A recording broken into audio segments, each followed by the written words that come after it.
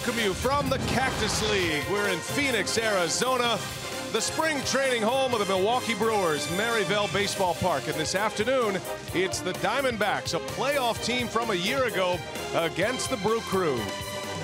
And hi, everybody. We welcome you from Maryville Baseball Park. Brian Anderson along with Bill Schroeder. Great to have you with us this afternoon.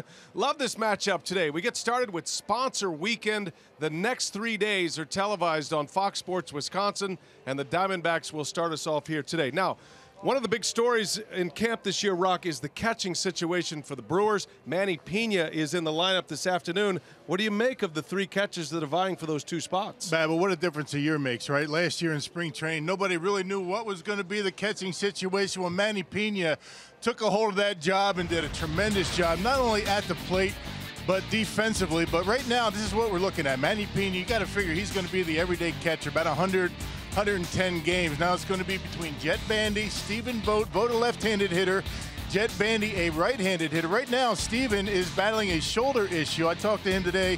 He thinks things are going to be just fine. As long as he has 10 games before the season starts, he's going to be all right. So I think the catching situation is much better hands than it was this time a year ago, certainly. And it's just a matter of who's going to be that backup guy. Well, we're going to see two of the three today. Stephen Vogt is in there as the designated hitter. Manny Pena will be the starter behind the plate. And a lot of the regulars are in the lineup, including Lorenzo Cain, who we will visit with during our broadcast today. Chase Anderson, the former Diamondback, he'll get the start. Spring training baseball from Phoenix. Lineups, first pitch, coming your way next.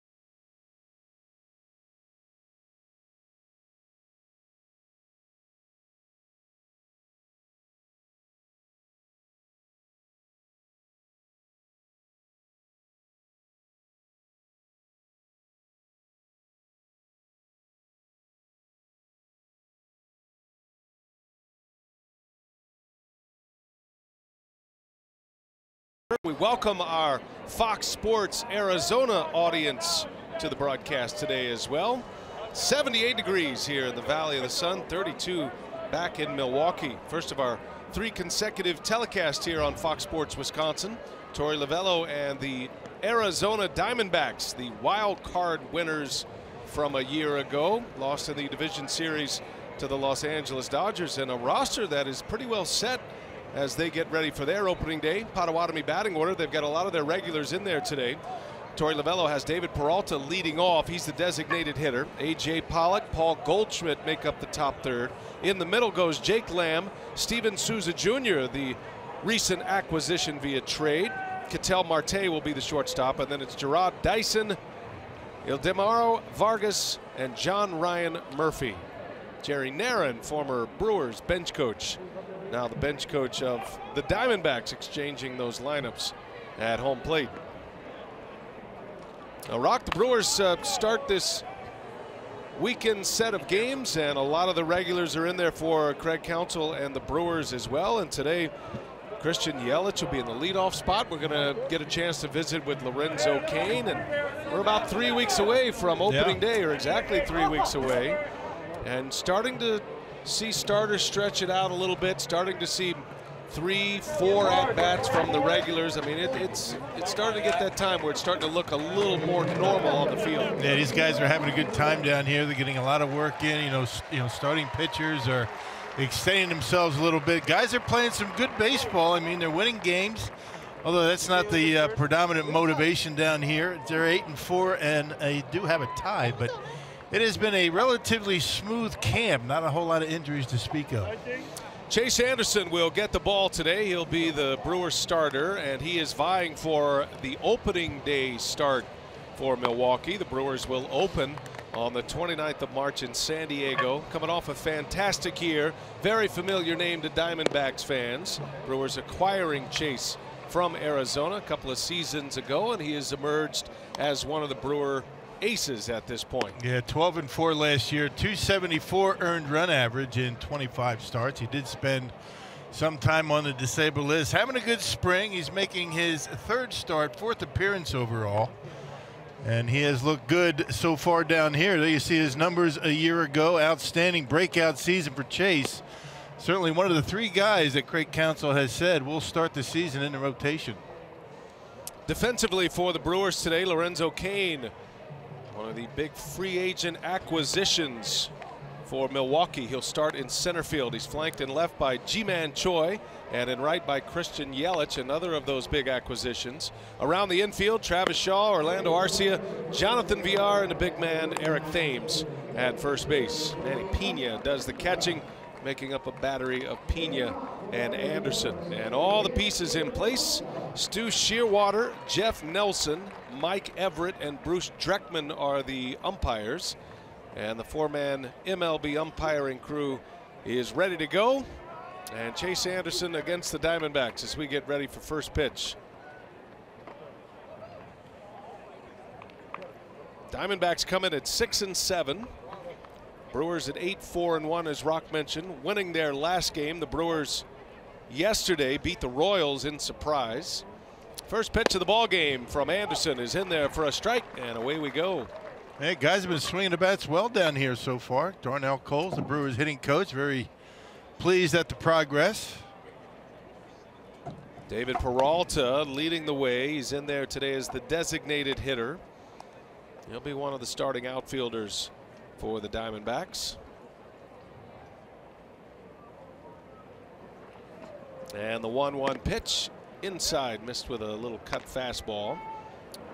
Darnell Coles is very pleased with the way things are going, as you mentioned. I mean, it is a hitter's league, right? The Cactus League, but we're just a couple of weeks into games now, and they are swinging the bats well. As Peralta lines one to left, and a base hit opens up our game today. Yep, I had a long discussion with Darnell around the batting cage today before the game. We went through a lot of the guys individually, what they are working on in particular, and it's not so much the results that Darnell right now is concerned about. And as you take a look at a nice swing by Peralta, taking that one over the head of the Brewers shortstop for a base hit. But the approach has been good, according to the Brewers hitting coach, just about each and every guy. And on the pitching side, you'll notice a lot of the pitchers, and Anderson put this in play last year, but a lot of these pitchers are trying to work more up in the zone like that, and a strike from Anderson. So there's been an emphasis this year with pitching coach Derek Johnson, after seeing great results last year from a number of pitchers, including Chase and Jimmy Nelson. But there's a new formula here for how to get outs and how to pair pitches together. Sounded like a broken bat. A.J. Pollock dumps one into right field, fair. Peralta is on his way to third, and Pollock into second base with a double. Back-to-back hits to start this one for the Diamondbacks. Yeah, it just goes to show you good pitches don't necessarily result in outs. That was a good pitch by Anderson, a fastball in, ate up Pollock on the inside corner. That's just a good pitch, and a good hitter able to pull the hands in, get enough of it. Got that short little leg kick and able to muscle one down the right field line. Second and third here is Paul Goldschmidt, the centerpiece of this Diamondbacks offense and franchise. One of the great players in the game. And it was fun to finally see Goldschmidt get his due last year as the Diamondbacks made it back to the postseason. It had been since 2011 between playoff berths for the Diamondbacks. Those who are on the periphery of the game, maybe not seeing Goldschmidt every day, got to see what a great player he is. Flies to right. This will bring in a run, and both runners will advance. Goldschmidt drives in the first run of the game on a sacrifice fly. Yeah, not too many guys in baseball that each and every year before the season even starts, you can ink in around a 300 batting average, 30+ homers, and 100 RBIs. I mean, that's what Goldschmidt's been, and the fact that he does such a good job at first base. Not what it says.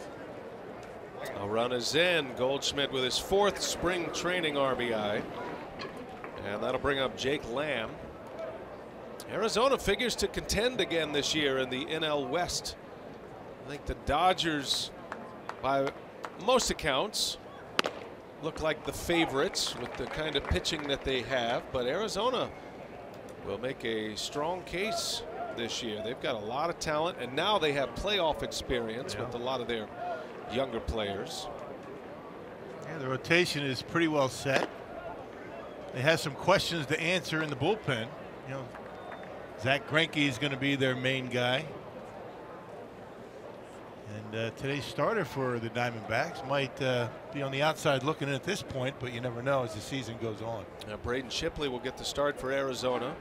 Still trying to make a case for a rotation spot.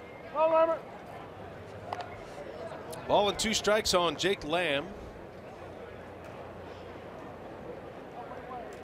Torey Lovullo had a terrific season last season, manager of the year, and outstanding first season.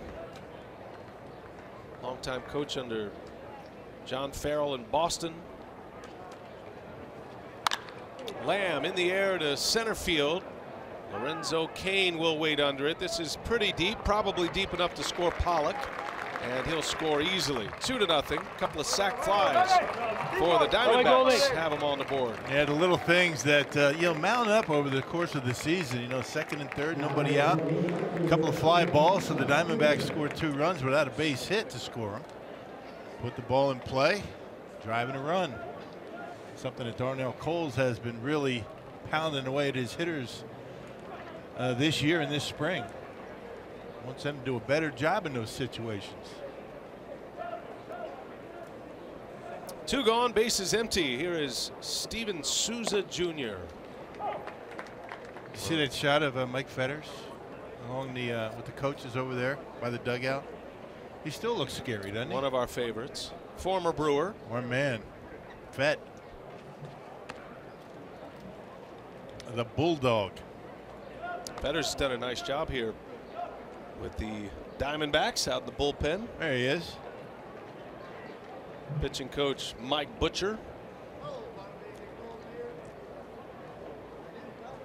1 ball, 1 strike on Souza.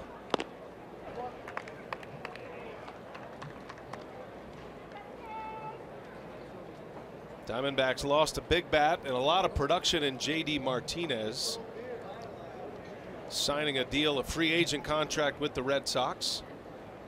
But the Diamondbacks able to acquire Souza from the Tampa Bay Rays.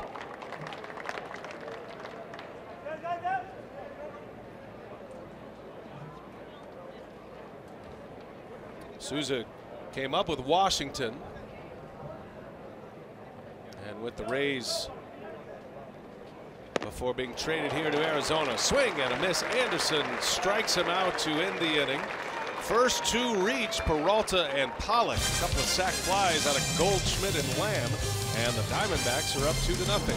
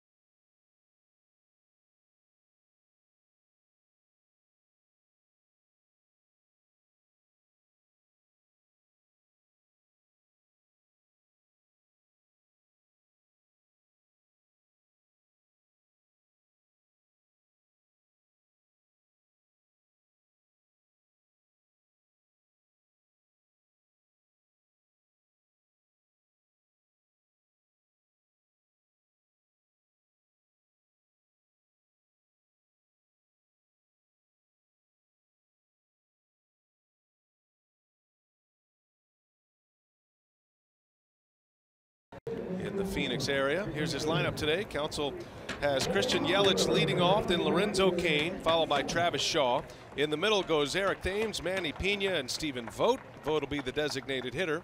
Ji-Man Choi, Jonathan Villar, and Orlando Arcia make up the Potawatomi Brewers batting order against right-hander Braden Shipley. Yeah, Shipley has spent parts of the last 2 seasons with the Diamondbacks, a former #1 draft choice by the Diamondbacks. That was back in 2013 out of the University of Nevada. Right now he's kind of one of those swing spots, 6th starter perhaps, maybe on the outside looking in, but you never know as the season goes on, he might end up in that rotation. Gets a lot of ground balls when he's right. Christian Yelich leading off for the Brewers. Settling in nicely here for the spring. 18 home runs last year. Played exclusively center field last year with the Marlins. And likely to be in a corner spot this year. That hit him? I think it did. Clipped the shoe top, and Yelich will reach on a hit by pitch. Maybe got him on the back foot, just barely, but he'll take first base. Darnell Coles couldn't say enough good things about what Christian Yelich brings to this offense. And he's shown it already here in spring training. Yelich is having a nice first spring training with the Milwaukee Brewers.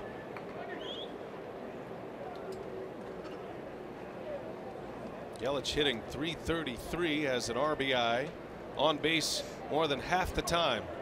And that dynamic 1-2 punch at the top of the order with Yelich and Lorenzo Cain. Cain on the first pitch, a little flare into right, that's going to fall. Yelich running all the way, he's going to end up at third base. Good instincts on that. He knew right away that they weren't going to be able to get it out there in right field, and he ends up at third. Lorenzo Cain staying on the baseball, so what's good for the goose, good for the gander. You remember the Diamondbacks had a base hit just like this in the first inning. Brewers set up nicely. Making contact, going the other way, gets jammed, but dumps it into right field. First and third, nobody out, and Travis Shaw coming up. Diamondbacks get 2 in the first. RBIs from Goldschmidt and Lamb, and now the Brewers threaten here in the bottom of the first. Travis Shaw hit 2 homers in a game on Tuesday. He was out in Goodyear against the White Sox. Yeah, the second home run was a blast. Hit it a ton. So he's seeing the baseball well. You know, except for Ryan Braun, you might be looking at the opening day lineup today, including perhaps, you never know, but Chase Anderson on the mound. Now, Ryan Braun was scheduled to be in the lineup today. He is ill, and so not with the team today. Shaw lines one into right center. Souza makes a great catch. Wow. Throw to first, got a chance at a double play, and it will be a double play. Yeah. Yelich scores the run. Cain had already turned second base. Had to go all the way back around, and Souza, who has put up incredible highlight reel catches in his career, has one in a spring training game. Boy, what a perfect angle on it, a perfectly timed leap and able to grab it. Has the presence of mind. I think there was some help out in center field telling him where to throw it. And Cain and easy out at first base, but that was a heck of a play right there. Wow. Souza, you might remember, made a very similar diving catch that preserved Jordan Zimmerman's no-hitter a few years back with the Nationals. That was in 2014, I think. Yeah, he can go get him in the outfield. Well, you can't blame Cain, though. I mean, that was a tremendous play. If that ball gets down, he's going to score. I don't think you're expecting that kind of effort in a spring training game, maybe. I don't know how best to put that, but yeah, from a starting big league outfielder, normally that's a play that one off the wall. Let it take a hop, just kind of ease it on in. But he didn't. He went all out, made a great catch. That's the thing about these guys. A lot of these players, I mean, they only know one way. I mean, they have an opportunity to make a play, they're going to take it. Maybe ill-advised to be able to be stretching out like that, but Eric Thames, a strikeout victim to end the inning. Well, a great catch turns into a double play. Steven Souza Jr. making a name for himself with his new team, the Arizona Diamondbacks. Brewers do get one on the board.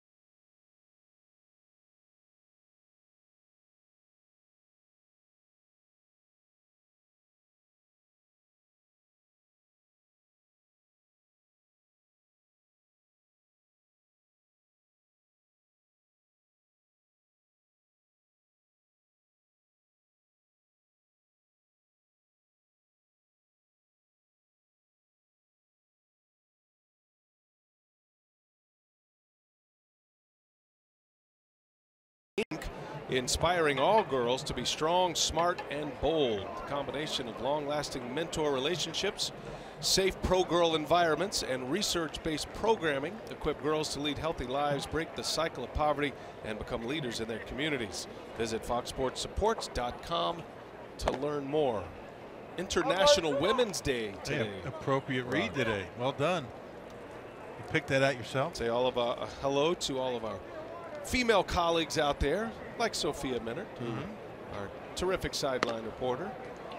Jody Jackson, the reporter for the Arizona Diamondbacks, doing great work throughout the course of the season. We look forward to having Sophia back on our air come opening day in San Diego. Chase Anderson starting this second inning. Little jam shot and a nice easy play for VR. Retires Ketel Marte. Out number one here in the second inning. See Chase Anderson really trying to establish that fastball in early part of this game. When you watched Chase last year, it was always, the thing that you would look for early in the game was fastball command on the outside corner. That's pretty much where he would start out his day. If he had that good command out there, you knew the day was going to be good for him. But today it seems like he's trying to come inside a little bit more. One of the newest Diamondbacks, Gerard Dyson, takes a strike. He'll probably start the season as the fourth outfielder with Arizona, as Anderson drops a curveball. All four of their outfielders are in the lineup today, with Peralta the designated hitter.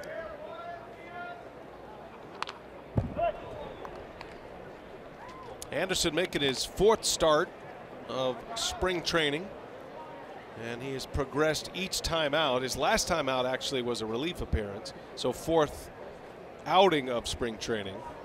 He went 3 innings out of the bullpen his last time out. That was against the Rockies back on the 3rd of March.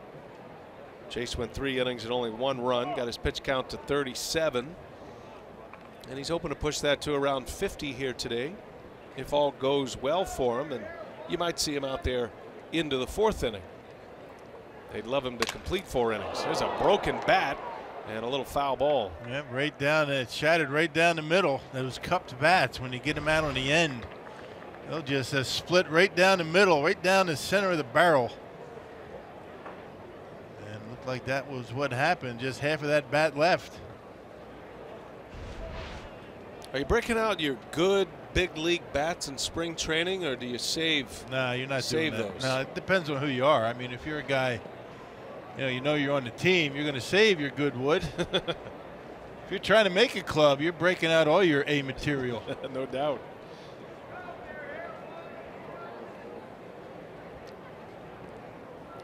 1 ball, 2 strikes on Dyson. Anderson got the change up grip, had him out in front. Little roll over to second base. And there is out number 2. You talk to Chase about what he's trying to accomplish this spring. I mean, a lot of guys are working on certain pitches, maybe certain locations. He's just trying to get that comfort level like he had last year. He came out of the chute in good shape last year and continued that throughout the year. And just trying to find that release point, get the arm action up. Now, Junior Gary yesterday went 4 full innings in a start. So you would expect if the pitch count looks good for Chase, he might do the same. 2 gone. Ildemaro Vargas, switch hitting infielder. He's playing second base today.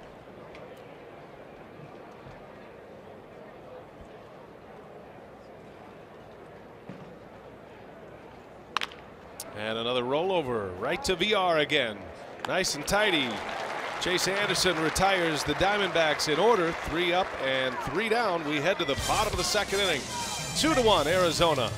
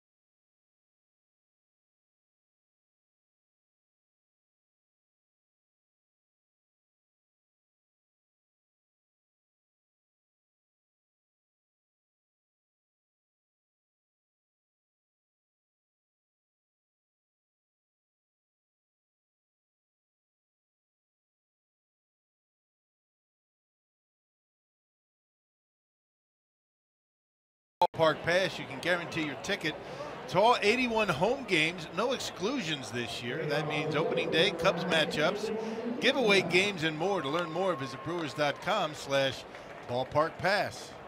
What a glorious day it is in Phoenix today. Some clouds up there providing a little bit of relief from the sun. It's about 80 degrees. Couldn't ask for a better afternoon for baseball, Cactus League baseball on Fox Sports Wisconsin. And we welcome all of our friends watching in on Fox Sports Arizona. 2-1, Diamondbacks lead it. It'll be Manny Pena to lead off for the Brew Crew. He'll be the starting catcher come opening day if he remains healthy. Health is always the question mark when you're putting your roster together. Played in 107 games last year. He sends that one high in the air to left center. That is way back there, and it is gone. Manny Pineapple with a home run, his first of the spring. And we're all tied at 2. A towering fly ball finds its way on the other side of the fence. Yeah, trying to back up a really nice, surprising year for him last year at the plate. Big home runs he was able to hit. Shipley let that one get away right down the middle. And check out Manny. Nice little leg kick on balance and drives that one out of here. His first of the spring. Squares it at 2. Now Stephen Vogt, the Brewers' designated hitter today.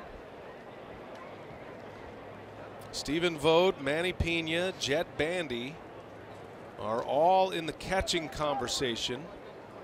Vogt has been slowed by a shoulder injury. He's finally getting a chance to play on the field get some at-bats as the designated hitter. He's actually progressing well with his shoulder. He's been going through a throwing program and has had a pain-free day with that shoulder. And I think he's encouraged about where that's headed. And with 3 weeks to go until opening day, I think the idea is that there is plenty of time to get Vogt time behind the plate. He's caught a lot. He just hasn't caught in games a lot. He's done a lot of bullpens. Yeah, not throwing. He does, you know, keeping the legs sharp and the hands, you know, catching pitches, but not throwing. He did it in drills before games began. He said he might have thrown a few too many to the bases. That was his own decision, but kind of felt a twinge. Brewers shut him down. He's feeling much better. On the ground toward the shortstop position, that's Lamb over there, the third baseman over on the shift. He takes care of Vogt, out number 1 here in the second inning. There's no doubt Vogt is a hitter. I mean, he can really swing the bat. So it's going to be a very interesting decision about whom they keep. They could keep both, but Jed Bandy's out of options, so he's either going to have to be on the big league team if they go that route, or he'll have to become available to the other teams. Tough to keep 3 guys that they can only play one position, especially when you break camp with 8 pitchers in your bullpen. Ji-Man Choi batting with 1 away. He's getting the call in left field today, a first baseman by trade. You know, the Diamondbacks will carry 3 catchers again this year. They did it last year. It's always an interesting dynamic when you have the extra catcher. A lot of managers don't like pinch hitting for a catcher, and then basically having, if there was an injury, having to go to an emergency catcher, which is usually a position player, an infielder, outfielder. Torey Lovullo has Alex Avila catching as their starter. And he has a pretty good bat. I mean, no slouch at the plate, so it's kind of surprised you go with 3. I guess you go with 3 if you're not real comfortable with any of the 3 offensively. Ji-Man Choi pulls one foul. Diamondbacks with Alex Avila starting. Jeff Mathis, an excellent defensive catcher. He'll be the primary backup, and then they've got a battle going for their 3rd catching position. John Ryan Murphy, who's in the lineup, he'll lead off next inning. He's part of that group.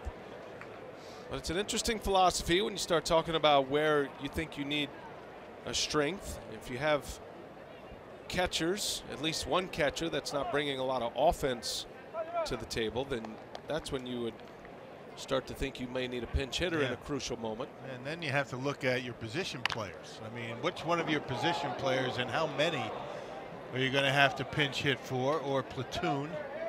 It doesn't look like the Diamondbacks are in that situation, at least to start out. So they might have the luxury of having that extra catcher. Yeah, they've got a roster that's pretty well set. G-Man into right center. That's going to get down. Reached out and serves one into right center field. Ji-Man Choi with the 3rd hit of the game for the Brewers, on with a single with 1 away. Yep, waited back just enough on a changeup. Look at the way that pitch is going away from G-Man. It's one of my favorite names, Ji-Man Choi. And dumps that one, waits back long enough, dumps it into right field. That'd be a great first name, wouldn't it? Like your name's Bill. We call you B-Man. G-Man Anderson. That's a nice ring to it. That's good. It's a very nice ring to it. Nobody messed with you if you had that name. And I think not. Might change things. Jonathan VR on the first pitch. Lines one to center. It's going to be run down by Pollock. Out number 2. And back to first goes Ji-Man Choi.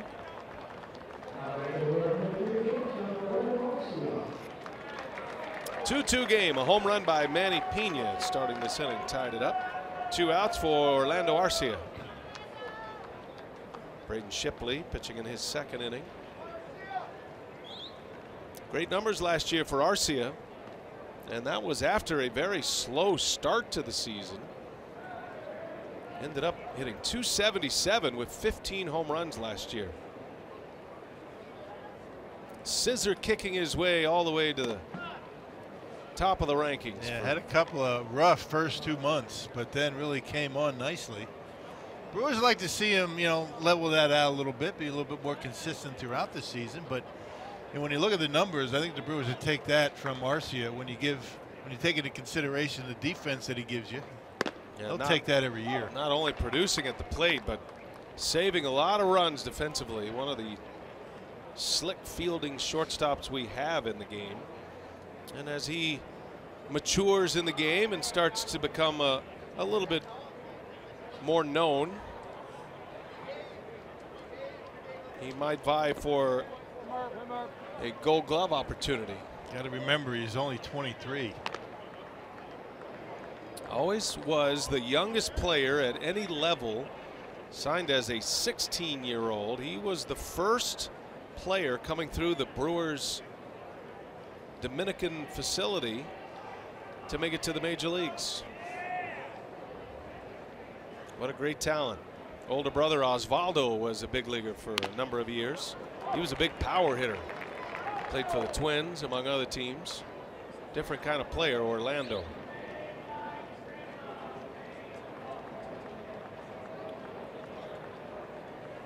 Both of these teams feel like they are going to be much improved defensively this season.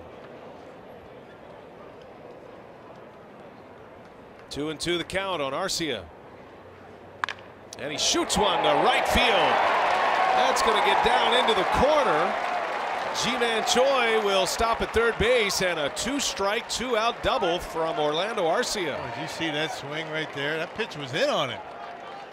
Not sure what it was. I don't think it was a changeup, but that pitch actually looked like it was in off the plate. Pulls the hands in and just shoots it. Look at the way he swings at that pitch. Kind of pulls the hands in and just rips it down the line. That was a nice piece of hitting by Arcia, who you like it when he's thinking right field like that. That is when he is at his best, and when he started driving the ball into the right center gap and down the right field line last year, that's when his average started to skyrocket. He also pulled the ball well once he started that. Later in the season, yeah. Turns the lineup over. Back to the top here is Christian Yelich. Second and third. 2 outs in the inning, and that skips by John Ryan Murphy. Not far enough for the G-Man to score. Little cross up. This will not count as a meeting, I don't think, or a visit. A cross up is one of those freebies. Oh, you know what? I was just watching Stu he Shearwater. called it? Yeah, He called it. That's a good thing to note, by the way. So this year, if you don't know the new rules that are in place, one of the few speed up rules that they actually implemented was 6 mound visits by the catcher. And with each visit to the mound, the home plate umpire will turn around and indicate to the press box that what number they are currently on. Now, I'm with you, though, because there are certain caveats to that rule that don't count as a visit. Cross-ups, yeah, and that was potential injuries. It definitely was one of the that was a cross-up, no doubt. I think you have to request that, huh, as a catcher. Yeah, I guess. It's added a new layer for catchers to remember. It's not something you'd ever ask an umpire. Can I go to the mound? Yeah, that rule is fluid. I mean, I don't think the umpires or the coaches completely understand that rule. But I will say this, Craig Counsell was told his infielders do not go to the mound. Yeah, by the way, that's a great point. It's not just catchers, it's infielders as well. 2 balls and a strike.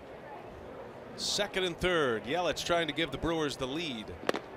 And he takes one. Did he go? He did. And it's 2-2.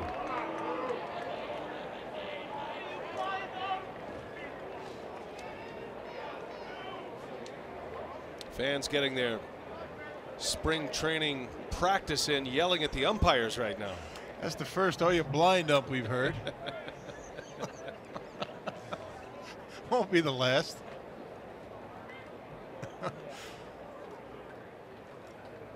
2-2, and Yelich chops one on the ground. Goldschmidt, the Gold Glover, will make the play to end the inning. And the Brewers strand a pair, but they get a run on a home run by Manny Pena. 2-2 game. We head to the third inning. Brewers Diamondbacks.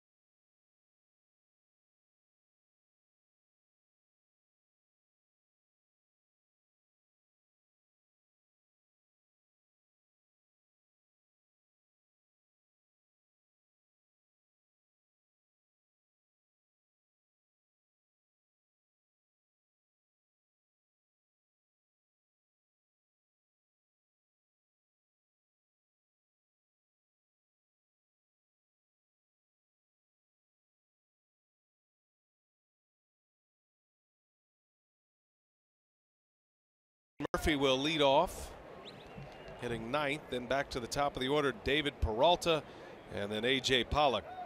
Diamondbacks got 2 in the first.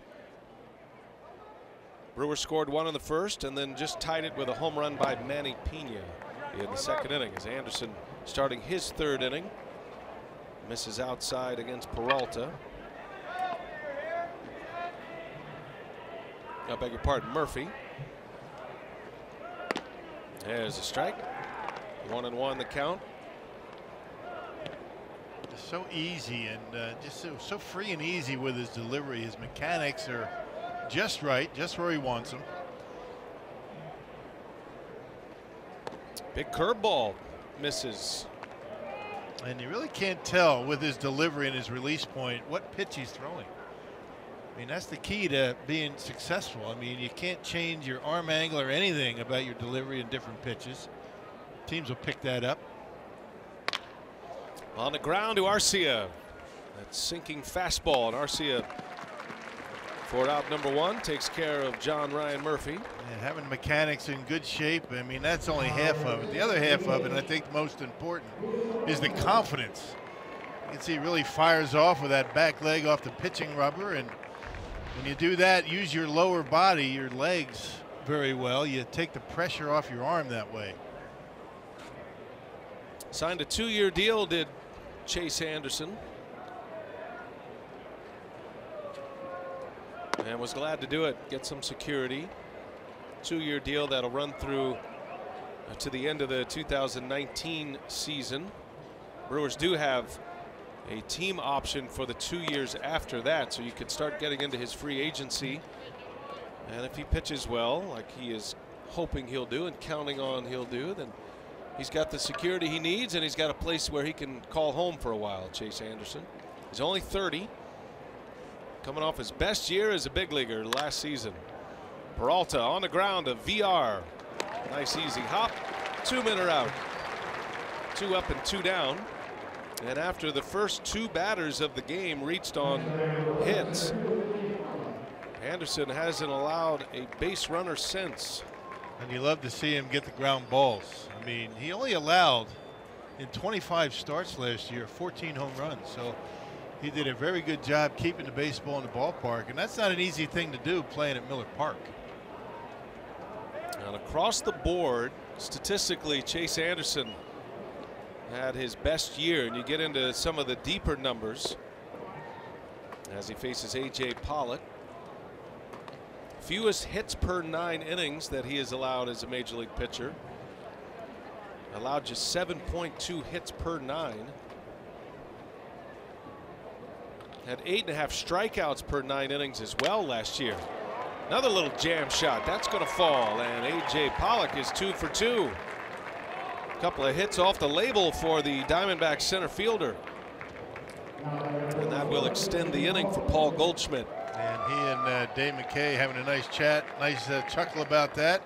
You know what they say in the big leagues? It's not how, it's how many. A lot of hits on that label. Yes, sir. They say a lot more hits on the handle than on the end of the bat. The benefit of waiting. And as someone who has experienced both the handle and the end of the bat often in your career, what would you say to that assessment? Well, in cold weather, off the handle hurts a lot more. I will say that. But they're right. I mean, when you're off the handle, you got a better shot of spraying the ball around the diamond. Off the end of the bat, you're pretty much going to pull everything, and you're easy to defend that way. But I was just happy to make contact on the handle, on the end, and in the middle, anywhere. Any non-strikeout, non-swing and miss was a bonus. Right. Especially when you're in one of those streaks, right? Sometimes you even wish those of us that had strikeout problems. You hit a pop-up and foul ground. You hope they catch it at times. Let's get this over with. Catch it, catch it. Breaks my strikeout string. I wish I was joking. Paul Goldschmidt takes a strike. But you know what? The mic drop for anything that has to do with Rock's major league career is you made all your outs in the big leagues, my friends. That's pretty much it, right? That's it. Chase Anderson, finishing 5th in the league in ERA last year, 2.74. Some great names on that list as well. Snap throw to first. Back in time is Pollock. Picked off 8 last year, led all of baseball.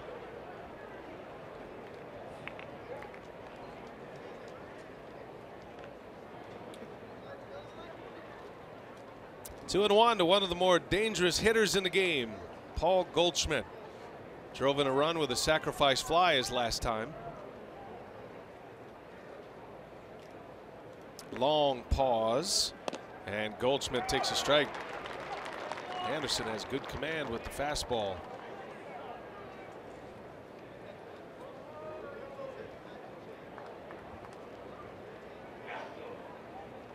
Chase last year had a strikeout to walk ratio a little over 3-to-1. That's an important stat for him, keeping his walks down, and able to pick up more strikeouts. And a swing and a miss. He gets a strikeout to end the inning. Anderson with strikeout number 2. 2-2 game. We're all tied here at Maryvale. We head to the home third.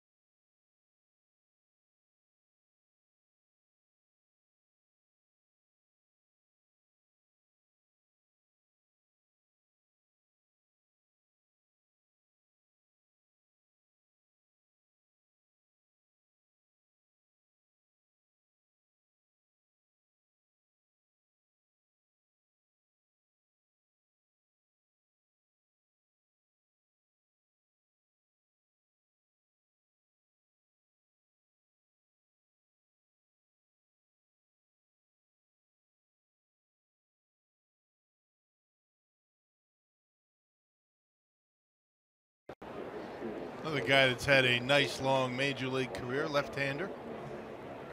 He's figured out how to throw strikes at the major league level. He's got a good changeup to go with a pretty good heater. 65 appearances last year.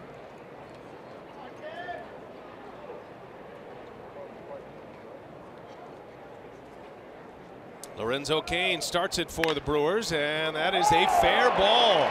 Just inside the bag, down into the corner it goes. And Lorenzo Cain is 2 for 2. Don't you love that right field stroke? He gets a lot of hits out in that right field area. Stays on the baseball nicely. Sometimes he will get one down on the handle, try and muscle it out there, but that one, Cain thinking right field all the way and able to hit that one ball almost by him. And Cain with another base hit. So here comes Travis Shaw now, who was robbed of extra bases on a diving catch by Souza in the first inning. And Shaw takes a strike.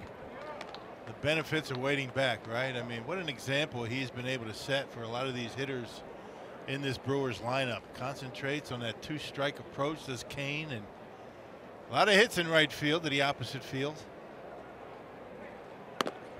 It's just the same. They both use the whole field. Feels like the Brewers, who have been one of the more strikeout-prone teams in the major leagues the last few years. That number's going to drop significantly. A lot more contact in the lineup. Upgraded defensively. It still looks like plenty of production in the lineup as well, as Shaw way out in front on a breaking ball from De La Rosa. These guys are raving about their potential in the lineup. And you really tell how good a lineup can be by looking at the bench on a particular night. And the Brewers are going to have a very good bench. They're going to have very capable hitters on their bench every night. And there's a pretty steady rotation. Craig Counsell has proven that with the versatility of his players, there's going to be a lot of playing time. You're not going to have guys who are going to go all 162. And so the versatility means your bench on any given day is going to have some thump to it. And it's going to be a challenge for Craig, I think, to keep those guys that quote-unquote bench players, keep them involved and getting them enough at bats to stay productive. There's going to be some good big league players down in AAA this year. This is what a difference a year makes. We've been talking about that quite a bit. I mean, we're talking last year this time about a rebuild and building for the future, and all of a sudden this team feels as though they have what it takes to get to the playoffs. 1 ball, 2 strikes on Travis Shaw. Got a runner at second, and Shaw hits one hard right at Goldschmidt, who thought about a throw to third. Kane got a great jump, and Goldschmidt has only 1 play. Nice pickup by the Gold Glove first baseman. Shaw robbed twice today, could easily be 2 for 2.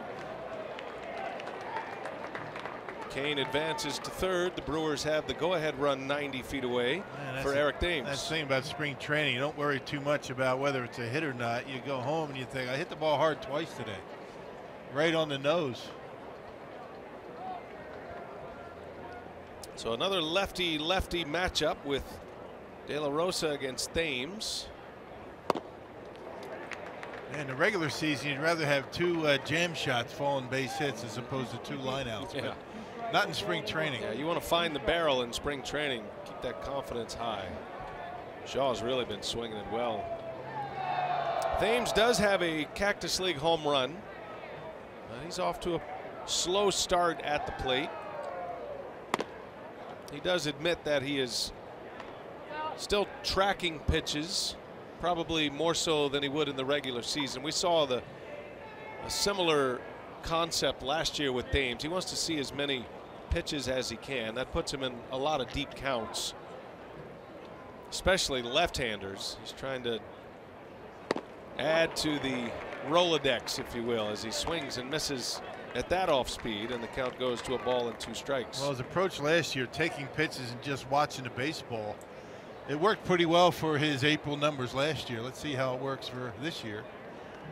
Couldn't ask for a better April out of Thames last year. Had 11 home runs. What a start it was. He had a great start and a great finish last year. Had a big month of September.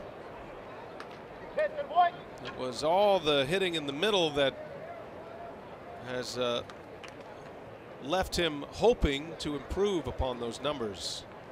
He's curtailed his workouts a little bit as well. He felt like maybe he got a little bit too bulky last year.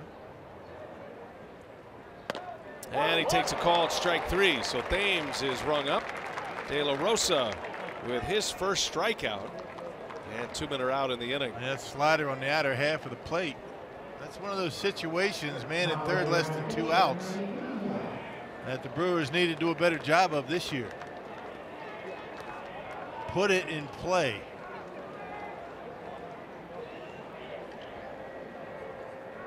Two gone for Manny Pena. Homered his last time up. Hit a long, towering fly ball.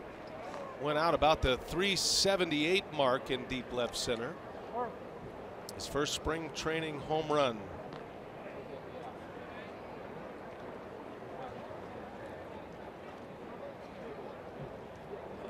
Lorenzo Cain at third base. Started the inning with a double.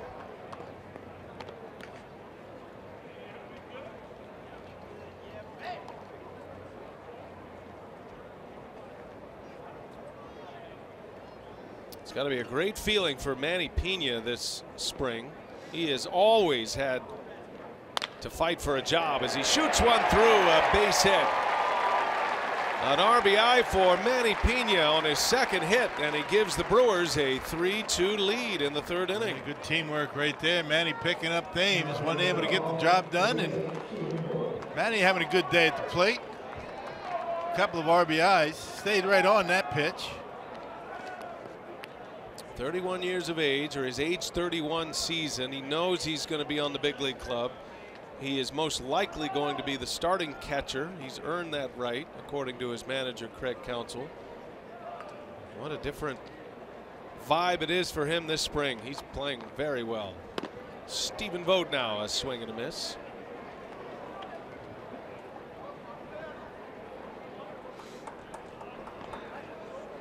Vogt bounced to third base.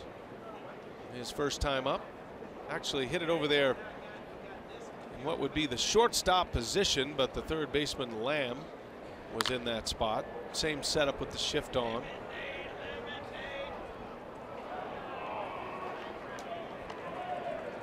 There's another guy that stays on the ball really nicely, particularly against lefties. Not afraid to take it to the opposite field. Vogt going old school, no batting gloves. Playing in his third game. Had 4 at-bats in his first 2 games. Still not catching yet. Getting his at-bats as the designated hitter. There goes Pena. And a strike called to end the inning. A couple of Ks for De La Rosa, but the Brewers take the lead. It was a leadoff double by Cain. Manny Pena with an RBI. 3-2 Milwaukee.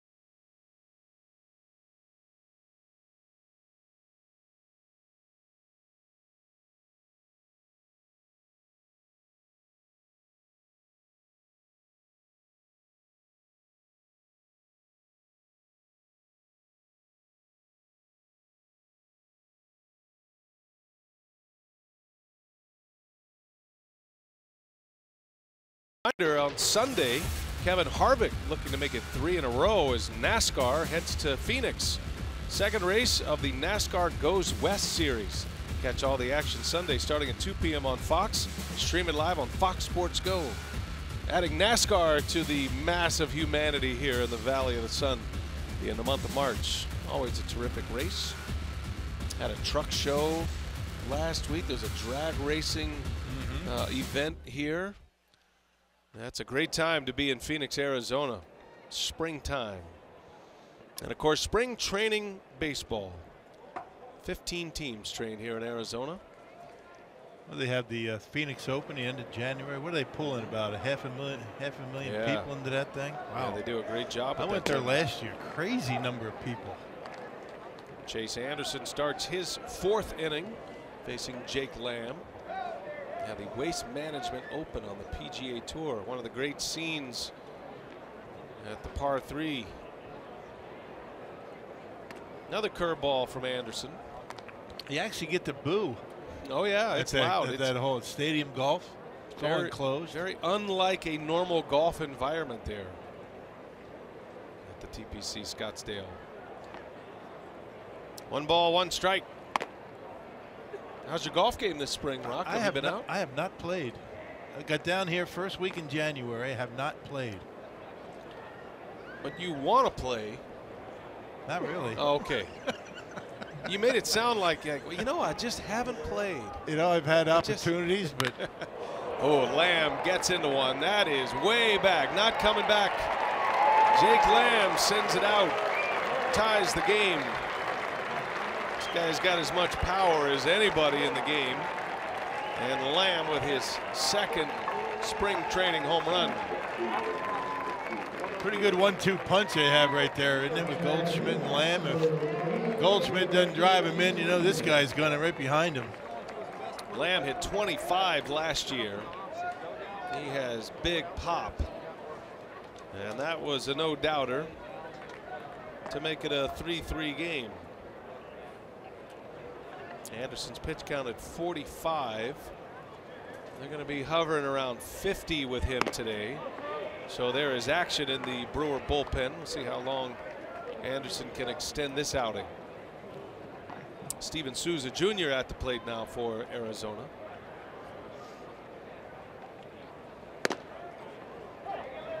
Oh, and 2 the count. And not sure what the pitch is that Lamb hit, but it looked like it might have been a fastball up out over the plate, and he gave it a ride out of here. Change up. Mixing them all in. He's basically a 4-pitch pitcher. He's got the 4-seamer, the 2-seamer. That's 1. The cutter, curveball, and changeup. So he's got a lot of different weapons to keep you off balance. 1 ball, 2 strikes inside this time. 2-2 now.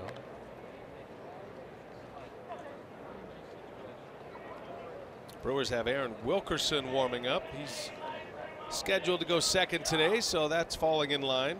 Also see Adrian Hauser today and Ernesto Frieri. That ball's hit well. Souza watching this one fly. And this one's going to go. Back-to-back home runs, Lamb and Souza. And the Diamondbacks now have a 4-3 lead.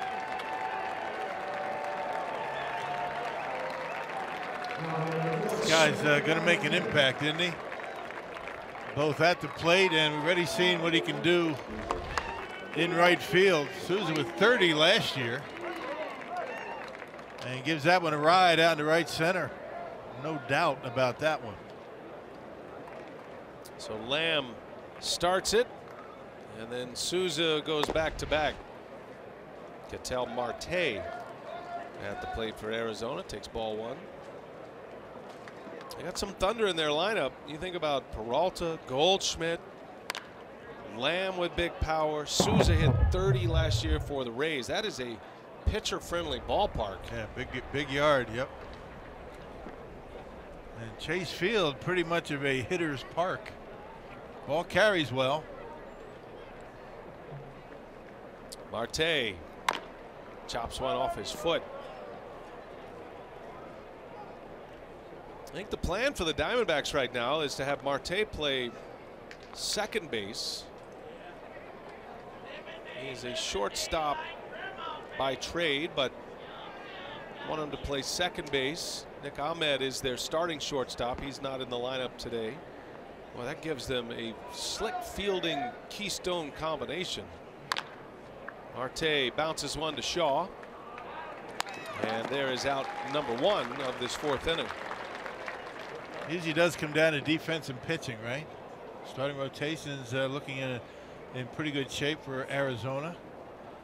Got some questions to answer in their bullpen. But they're going to hit, no doubt. Starting 5 in play. Zach Greinke at the top of that starting rotation. It's interesting today, Greinke threw a simulated game. So he was not on the big league field for the Diamondbacks today, pitching in a simulated game instead.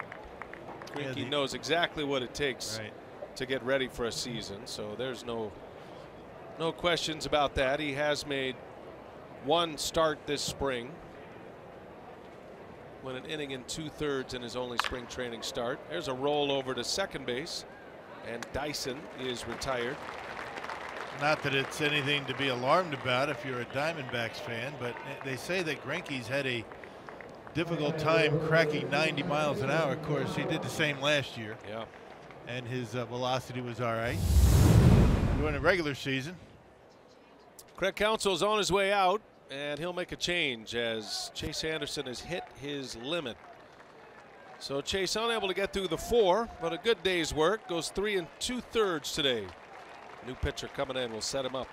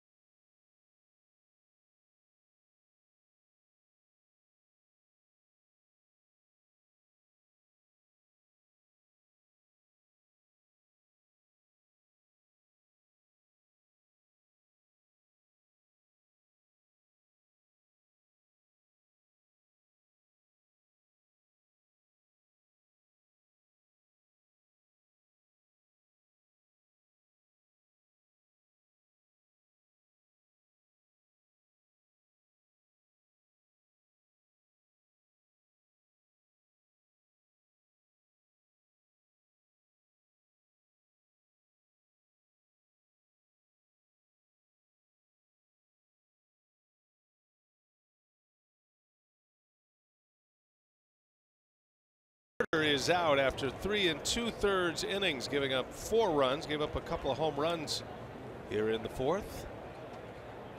And it'll be Rodimus Lees on to pitch.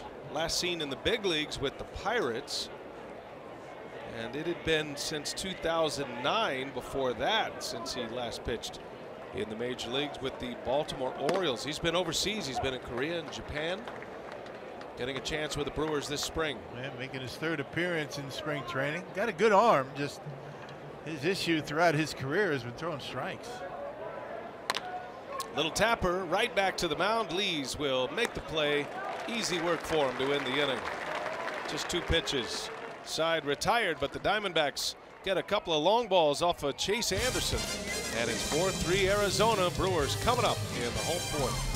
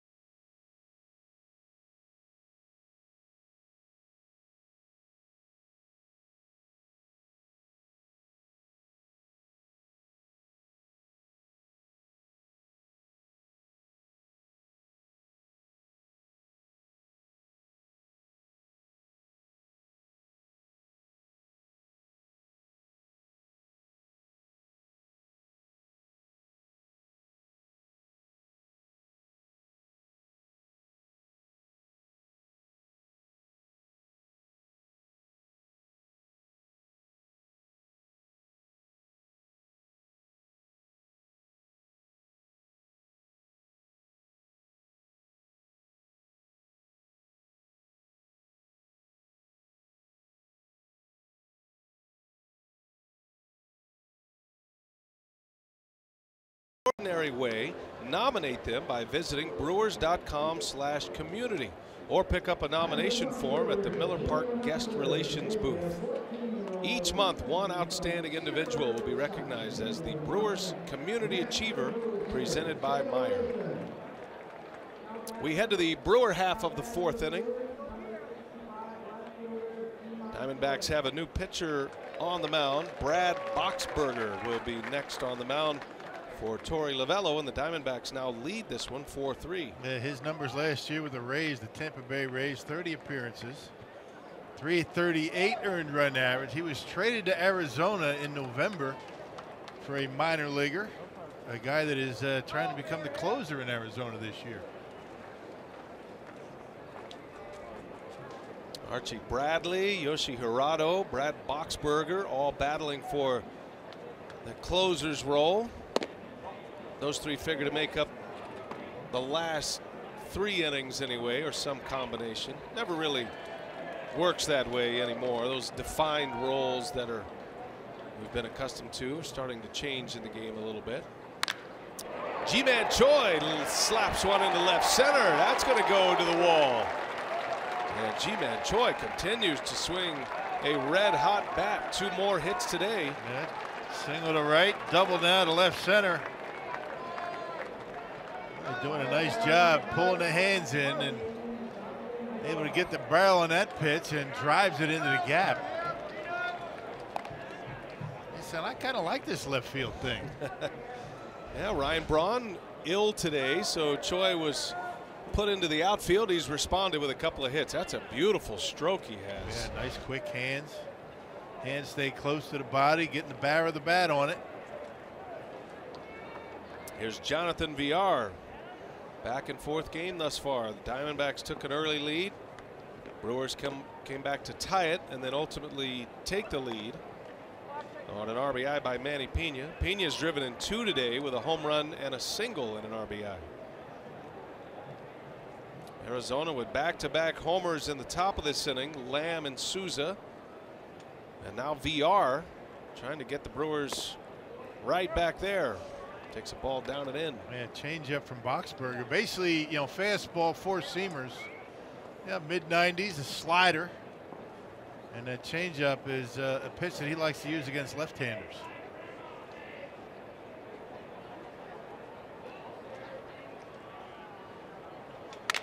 On the ground, back to the mound. Thought about second. He'll take the out at first. G-Man was in a belly flop at second base. A little panic setting in, I think. He was caught flat-footed out there, and Boxberger thinking, I'm going to take the easy out of first.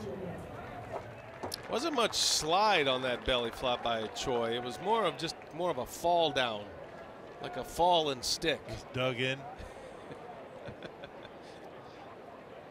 Got to generate a little bit of speed on the way back to get that slide, right? He got dirty though.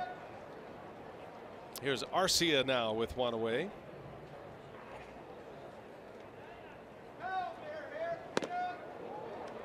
Likes that first pitch, doesn't he?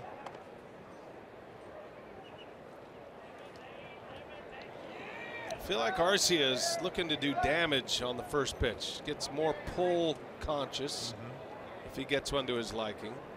But as we saw his last time up, has the ability to shorten up the swing. He's got a really good center field, right field stroke when he needs it. More of a controlled swing. He dropped a curveball in to Boxberger. Strike 2. And that's his game. I mean, he was pretty much a pull hitter down in the minor leagues. Came up to the big leagues last year and was trying to fight everything off in the right field. I think a little bit too much. And Darnell Coles convinced him later on in the year to start turning on pitches. He was driving the ball into left field, hitting some homers. Nice block back there by John Ryan Murphy. Keeps Choi at second. It's never easy in your first full season in the big leagues, let alone being 22 years old for most of it.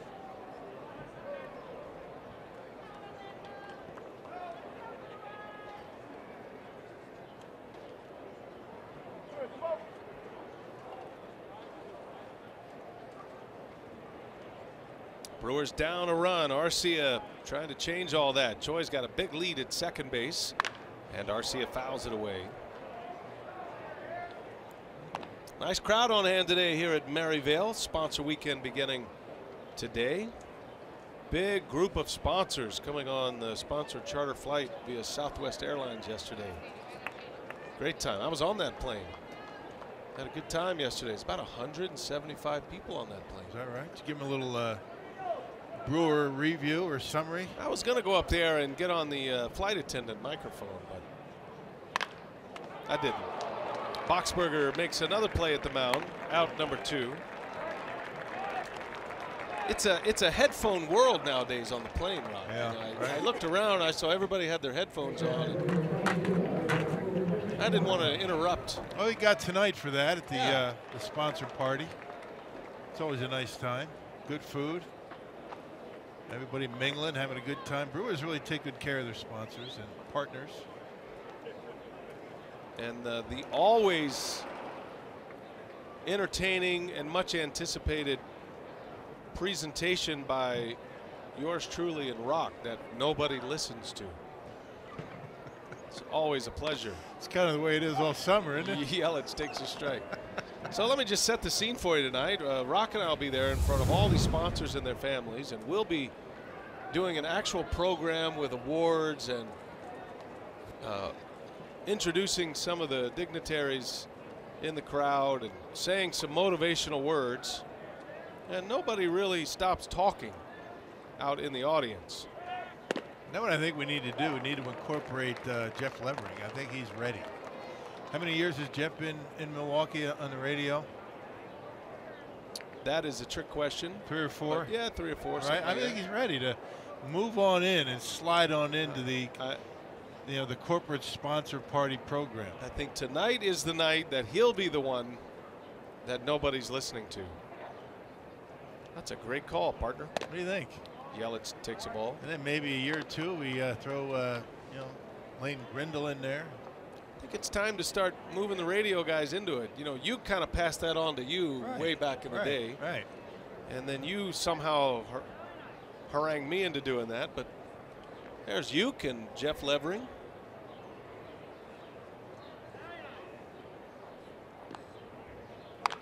Yelich swings and fouls it back. It's always a great time. Love having these folks in town. Great Brewer sponsors. They make it all work. They make it all go. Expecting huge crowds at Miller Park this year. Ticket sales are very strong. Hope you'll make plans to be with us this season at some point at Miller Park. High expectations for this team. Yeah, ticket sales are going well already, but when those 2 deals were announced in 24 hours with Yelich and Kane, I think they needed a few extra phones to take all the ticket requests, and deservedly so. It's going to be a fun year. Christian Yelich, one of those key acquisitions. What was a very quiet hot stove league. The Brewers made a lot of noise on the same day, acquiring Yelich and signing Lorenzo Cain. That one's in the dirt. Gets to the screen. Choi over to third base. And there's the tying run 90 feet away. Yelich in a 3-2 count. Brad Boxberger. Trying to establish that changeup. I think he spiked the changeup right there. He will throw changeups to lefties. Not so much the right-handed hitters. It's a pitcher the Diamondbacks acquired via trade with Tampa Bay. They did some dealing with the Rays this offseason. Right back to the mound, little jam shot. Marte will make the play, and that will retire the side. It's a scoreless inning after a leadoff double for Brad Boxberger. To the 5th we go. 4-3 Arizona.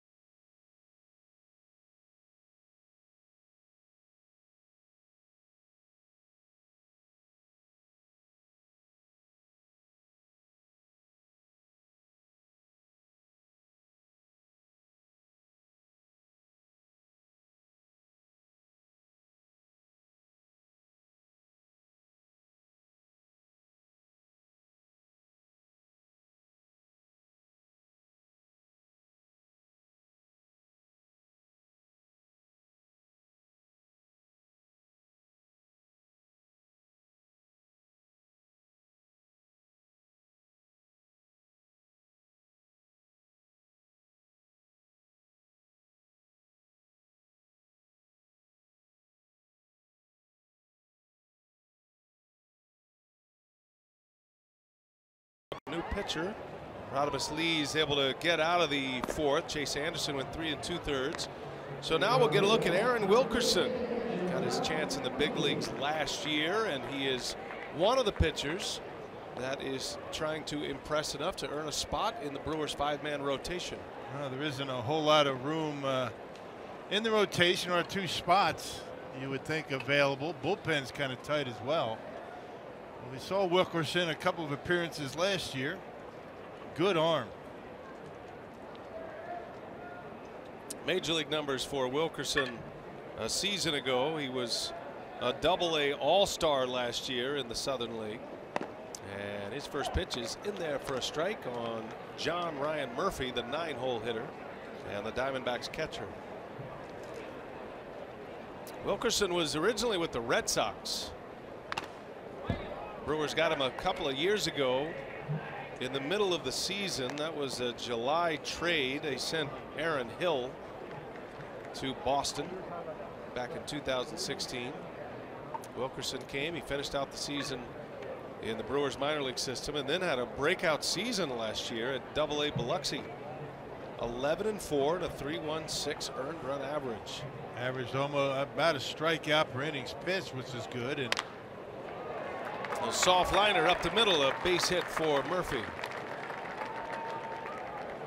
At 36 walks, 143 strikeouts in Double-A, and 142 in the 3rd inning. That's pretty good.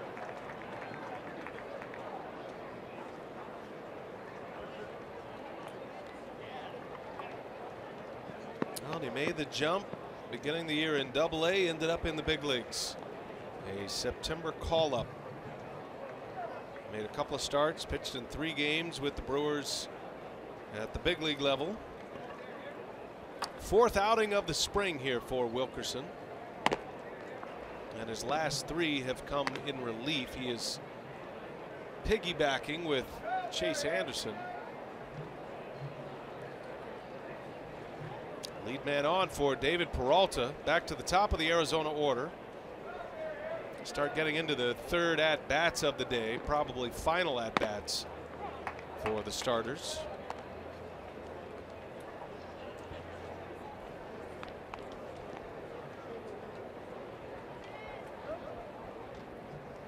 Two 2-0 the count on Peralta, who is 1 out of 2. Singled and scored in the 1st. Takes a strike.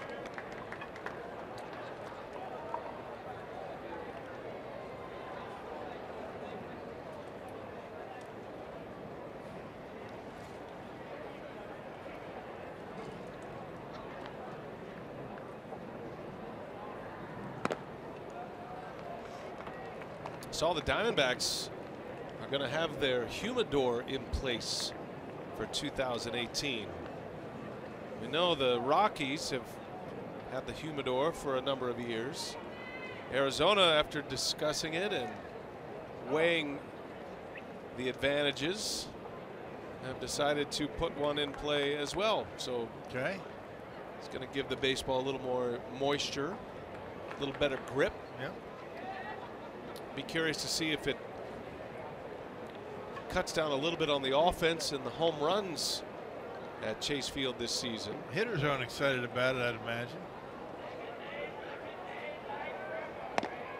There's a strike, and Peralta in a full count. They've got the humidor and the bullpen cart coming back. That's right.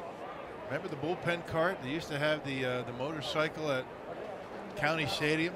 Would drive around the warning track when a bullpen guy would come in. I think the Brewers should bring the bullpen cart back. Right. They used to have one. I still see it down there in the storage shed. Swing and a miss. Throw to second, and in time.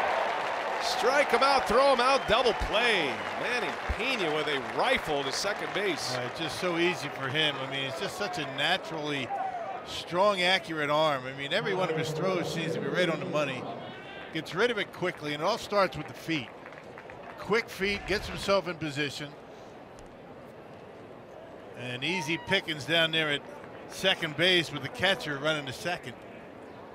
And to strike him out, throw him out. Good comeback for Wilkerson. Down 3-1, comes back to get the punch out. Here's A.J. Pollock now. By the way, you were talking about Mike Fetters earlier. The Diamondbacks bullpen coach. So the last known use of a motorized vehicle in the major leagues was in '95. That was 3 years before the Diamondbacks' first season. And it was last used by the Brewers with that aforementioned motorcycle in the sidecar. And Mike Fetters was the Brewer closer that year. How about that? So the guy who's going to be able to take advantage of the bullpen cart, at least send his pitchers to it, was the last guy that ever experienced. Right. Help him in the cart. Make sure they don't get hurt. I think the cart's a better option than the sidecar. Depends on your sponsor. Pollock in the air to center. That's going to hang up there for Lorenzo Cain. And Aaron Wilkerson gives up a leadoff single, but a strike him out, throw him out double play makes it a 3-batter inning, and we're headed to the bottom of the 5th. 4-3 Arizona. Brewers coming up.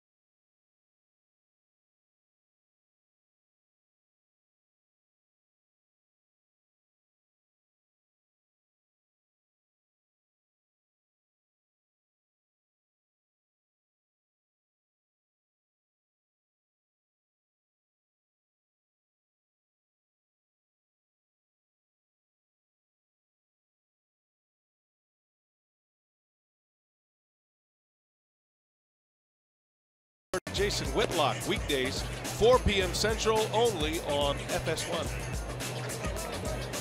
Got some changes here for the Arizona Diamondbacks. Their center fielder is Ray Fuentes, and the new pitcher is the Bracho man, Silvino Bracho, on the mound for Arizona. Yep, at Maracaibo, Venezuela.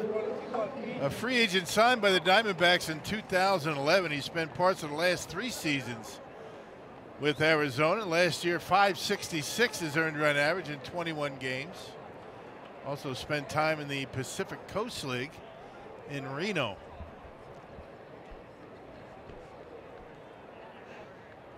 Lorenzo Cain will lead off for the Brewers. Probably Cain's last at-bat of the day. We're hoping to visit with Cain in the dugout after his day is complete. Lorenzo has 2 hits today. Had a single to right field in the first inning, and then he doubled down the right field line in the 3rd. Scored a run in the 3rd. 4-3 Arizona. A couple of home runs in this game by the Diamondbacks, Jake Lamb and Steven Souza. Brewers got a home run from Manny Pena. Pena's had a great day. 2 hits, 2 RBIs, thrown out a base runner at second base.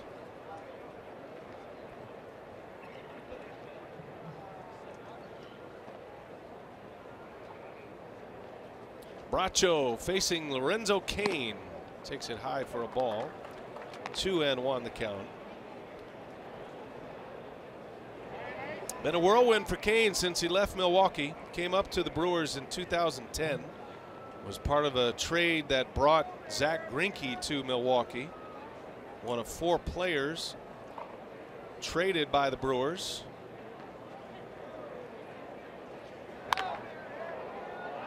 That was a 6-player deal. Brewers got Zach Greinke and Unieski Betancourt in that deal. Won the division the next season, 2011. Good deal for both at the time. Kane was just getting footing, and then made a name for himself. 2012, 13, ended up as a World Series champion with the Royals. Was an MVP of the American League Championship Series. Look out, Rock. Make a play. Coming in hot. I think I would have made an effort at that one if it was close enough. That had a soft, supple feel. It didn't really make a sound as it came in. It was easy. How were you going to make right a there. play, though, doing when you were like this? You know, that didn't happen. It was in the next booth. Just making sure Michelle wasn't going to get hit with it. Well, it is International Women's Day today. She was ready to make a play. Swing and a miss. Bracho strikes out Kane.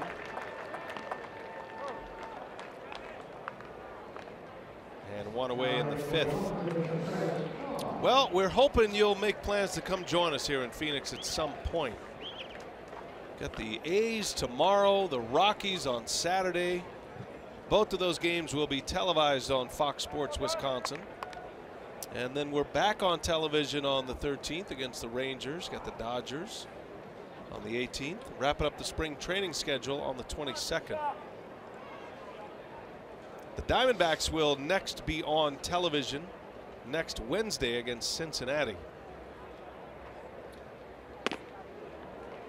And the regular Fox Sports Arizona complement will be there. Steve Berthume, Bob Brenly, all led by the big dog, Brad Weimer. Yeah, he is in charge. He makes no bones about it. He's listening today. Travis Shaw out in front. Pretty good off-speed pitch right there. You're in good hands with the Diamondbacks, with D-backs producer Brad Weimer. Used to be with us in Milwaukee. He was coming in next week to do our Brewer games. You know, our buddy Matt LePay. He's never been to spring training. Is that right? I just saw Matt in New York. How's he doing? He's doing fantastic, Rob. So he's able now. Unfortunately, the Badgers aren't going to be in the tournament. And now he gets to come down to spring training, do TV games, and more importantly, I think, the webcasts. Nice. We'll have to get his schedule. Perhaps he can release that schedule on Twitter at Matt LePay. Well, I'm glad he gets a chance to come down here. Make sure he wears sunscreen. Shaw sends one deep to right, way back, and there it goes. Travis Shaw with his 3rd home run in his last 2 games. Well, he has put the baseball in the barrel every time up today, for sure. And that pitch was right in his hot zone. Down and in, looked like a slider. Yep, it was a slider down and in, and you don't put a baseball there for Travis Shaw. He likes it down there. Solo homer for Shaw ties the game at 4.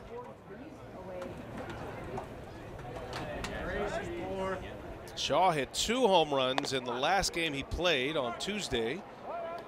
So he's got 3 home runs in his last 6 at-bats after a breakout year last year. Put him on ice.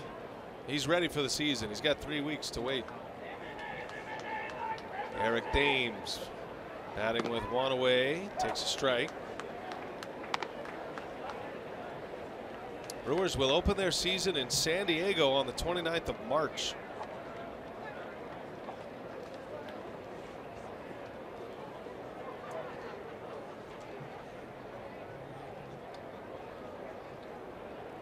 Three weeks from today. Spring training starting a little earlier this year. Major League Baseball's built in 4 more off days during the regular season, which is why spring training started a little earlier. Season starts a little earlier.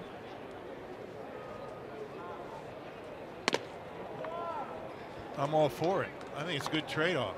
Extra days off for the guys. Able to keep them strong, maybe a little healthier. And hey, the end of March in San Diego, not a bad place to be.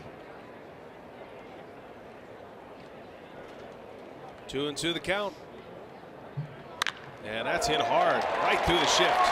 Thames, right on the barrel, sends a single to right. His first hit of the day.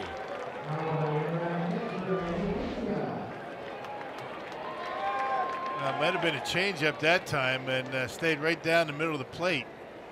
Boy, that's a nice soft approach right there. Not a lot of movement, just picks the foot up, sets it down, and rips it into right. A couple of off-speed pitches have not ended up where Bracho's wanted them. And that'll bring up Manny Pena now, who's 2 for 2, including a home run. Tied the game with a homer in the second. Gave the Brewers the lead with an RBI in the third. That's hit well, right center. That is way back. Pollock looks up and it's gone. A home run for Pena. 2-run blast. It's a 3-run inning. Yep, and 4 RBIs today for Manny.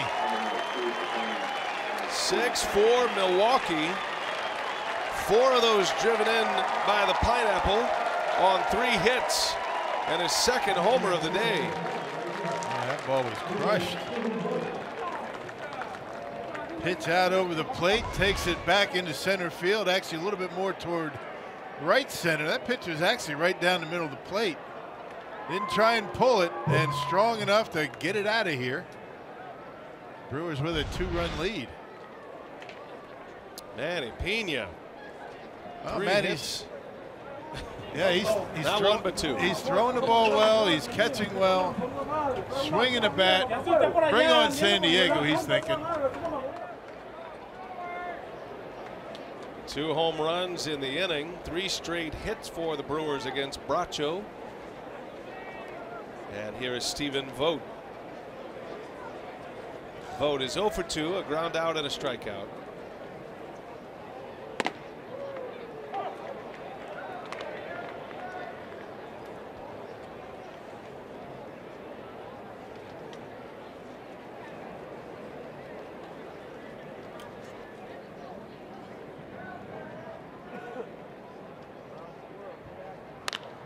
Vogt gets tied up.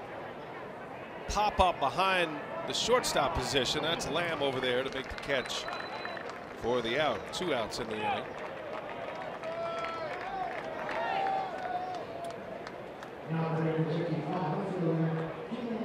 Captain has arrived. Is that Tennille next to him, or it doesn't look like her? I like it. It's a good hat. There's a bunch of legs here. No telling where he's from. You wear a captain's hat when you're out on the boat? I do not. No. You should. They make them that big.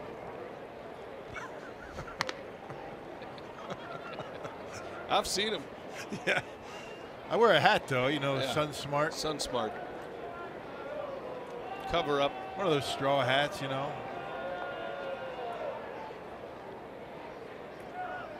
You got quite the hat collection. Choi Yeah. takes one inside. I got a bunch down here. I have not broken one out for a game yet. Should I bring one tomorrow? I think tomorrow's the day. Think so. Yeah. I think tomorrow's the day. I got a new one added to the collection. I'll wear that one. Straw hat. Always reminds me when I see the straw hat, it reminds me of 2 people.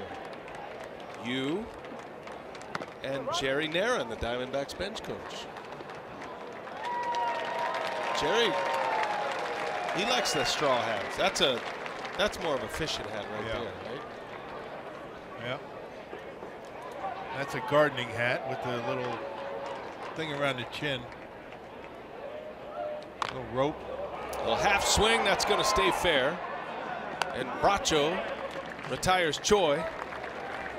And I'm getting hungry. I'll bring the hat tomorrow. Okay. Sounds like a great idea. Brewers score 3.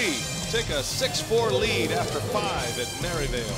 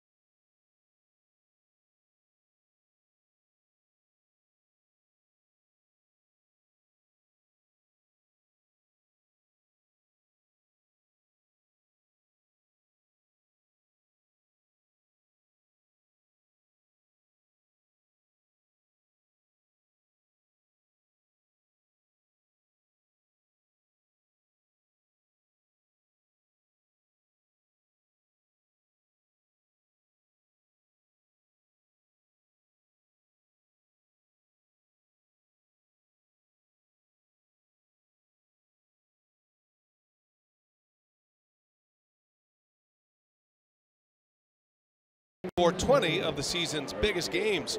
Plus, enjoy the one-of-a-kind benefits reserved for season seat holders. Learn more, brewers.com/season tickets. Maryvale Baseball Park, spring training home of the Brewers. Diamondbacks Brewers today. And Aaron Wilkerson returns to the mound. He'll start his second inning. Faced 3 batters in the 5th. Gave up a hit, had a strikeout. Now Paul Goldschmidt will lead off for Arizona. Lorenzo Cain, his day is done, at least on the field. We put a headset on him. Great to see you, Lorenzo. Thanks for joining us. No problem. Thanks for having me. Man, do you look good in a Brewers uniform? It looks like you've been in one your whole life. Yeah. I feel like, I just fit right in this uniform, so it's nice. What was it like for you to come back? I know when you're going through the free agency period, and I'm sure there was a lot of back and forth, and you knew you were going to end up somewhere, but you finally signed the deal, and then you arrived to spring training, and your uniform is hanging up in your locker as Ed Cedar is taking it. Oh yeah, by the way, Ed changed numbers for you, right? Yeah, he's changed numbers for me, He gave me his number 6. That was very nice of him.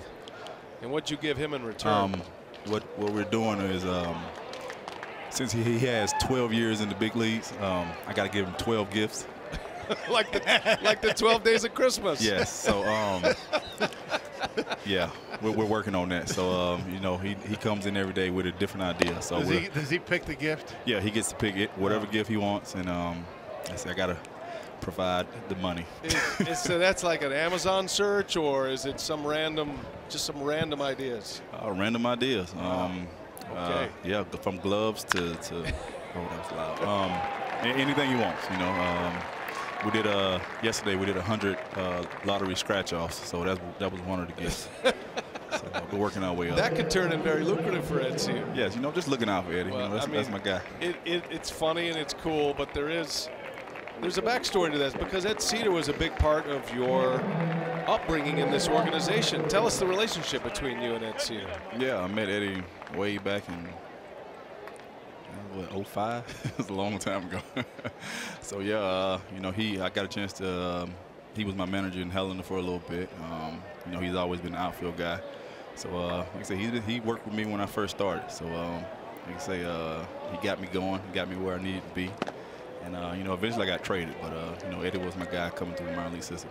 Yeah, Lorenzo, what was it about Milwaukee that prompted you to sign with the Brewers? You had other offers. What about Milwaukee did you like, and why did you want to come back? Well, for me, it's all about comfort. I didn't really care. I don't really care about big cities or no matter what the market is, big market, small market. That doesn't matter to me. Comfort was number one for me, and like I said, I have a great comfort level over here because coaching staff and trainers and all the owners and everybody's still here. So comfort was number one, and this is a team that drafted me, gave me my first opportunity. So I definitely, my goal was to set out to play center field in Milwaukee one day, but I got traded, so now I get the opportunity to do that now. You have been on a couple of really good Kansas City Royals teams, back-to-back World Series appearances. What about this team that you've noticed they're seeing in spring training with the Brewers that you can relate to those teams back in Kansas City? Right, it's very, very similar as far as a young talent. Most of the guys came up together, and just a good group. Good group and all the way around, good group of guys and young talent. So I'm just happy to be a part of it. I just want to help push this group over the top. Our goal is to go out there and win. And make it to the playoffs. It starts here. The work starts here, and the real grind starts when the season. Visiting with Lorenzo Cain, that's a foul ball. Lorenzo, when I think about your career, one guy that comes to mind for me is Mike Cameron. And I know he was instrumental in some of the early lessons. You started playing baseball at a pretty late age. I think it was 15, right? And Mike Cameron was a guy in the Brewers organization at the big league level that took you under his wing. What was that relationship like with you and Mike Cameron? It was great. It was huge to have somebody take you under their wing. I would just pick his brain. Work with him in the outfield. He would always tell me things and just help me out a lot. That was needed coming from a veteran guy that's experienced and he's been there, done that. So it was great for him nice of him to pull me aside and talk to me and do the things he did for me. Ricky Weiss was another guy that did the same thing. So those guys took care of me, and I'll always remember that and always appreciate that. For those who don't remember the story, talk a little bit about your high school baseball experience? Like, why didn't you play baseball? And then what brought you to the game as Lamb singles to right and the Diamondbacks have 2 on? Tell us a little bit about that experience and how you ended up going from that to a Major League Baseball player in a relatively short amount of time. Try to give you the short version, but yeah, my mom, she wouldn't let me play football in high school, so you know, and I went out for the basketball team my 9th grade year and got cut. A lot of people wear me out about that. But yeah, I got cut, and I didn't try for any sports the rest of that year. So you know, after all the conditioning we did in basketball, I decided not to try that sport again. And my 10th grade year, I tried for baseball, and I went in and talked to the coach. Me and my buddy Jeremy Haynes went in and talked to the coach, and they actually needed one extra guy to start the JV season, actually. So it kind of was a blessing in disguise, you know, for them to need that guy. And you know, that I kind of made the team by default, but I'll take it. It's an incredible story that, okay, so once that process starts, basically you don't want to run. You don't want to, your laziness led you to baseball, but once that process starts, Lorenzo, when did you start to realize that you have some next level ability in this game, that you could potentially be a professional athlete and then ultimately a big league player? It took me a while to realize it. You know, a lot of people believed in me, but you know, it still took me a while to get that confidence in myself. You know, I would say it took me maybe a few years in the minor leagues, actually. You know, just once I got here, and I kind of felt overmatched because I had only played, you know, 2 years of high school ball and 1 year at JUCO, so I was a little overmatched when I signed. So you know, the confidence didn't grow until I started playing against better competition, and then once I got better and you know, I saw that I could play with these guys, and then the confidence kind of grew as time went on. You know, Lorenzo, we've been talking to a lot of guys, coaches too, saying how you and Christian have been a really good influence on this lineup and your approach at the plate. I mean, is there any one period of time, or as we see some big action, a couple of runs come in, I mean, who do you credit a lot of the credit as to your approach right now? You know, the right field approach, staying on the ball at 2-strike approach. Is anybody in particular? No one in particular. Like I said, it's just I kind of work with a lot of coaches, and I've always kind of had that up the middle approach. You know, I think that's why I picked up things really quickly. You know, because I had that up the middle approach already, and I just kind of try to fine tune it as much as I can. It just kind of grew, you know. I would talk to a bunch of different hitting coaches and just kind of pick their brains and just try to add it to my game. And you know, as time went on, I just, you know, became a complete hitter, and that's what I'm still striving to be, continue to be for this team as well.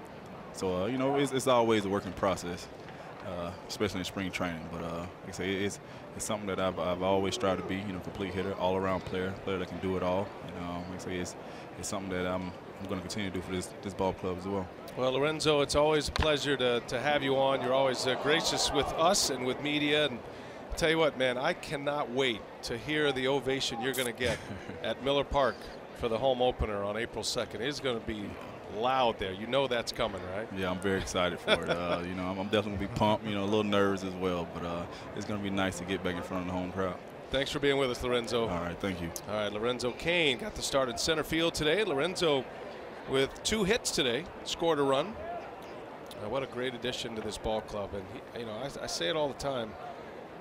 You felt connected to him because he had come up in the system, made it to the big leagues, had a great success with the Kansas City Royals, and to have him back in a Brewers uniform, I know fans are extremely excited about the potential of this team and what Lorenzo Cain's going to be able to do on an individual basis this year. Well, and the intangibles too in the clubhouse. You know, a guy that has a World Series ring, and he's had a lot of success in the major leagues, and it takes a team that is looking to get to the postseason to a team that a lot of, you know, baseball so-called experts are thinking have a pretty good shot at making the playoffs this year. So we'll see.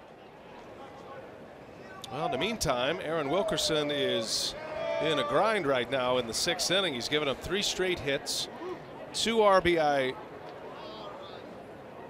double by Steven Souza Jr.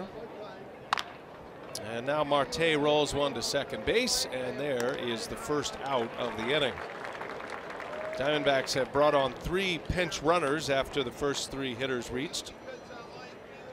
Jack Reinheimer, Socrates Brito, and Christian Walker now in the game. Reinheimer and Brito scored. Walker now at third base. And one away for Gerard Dyson.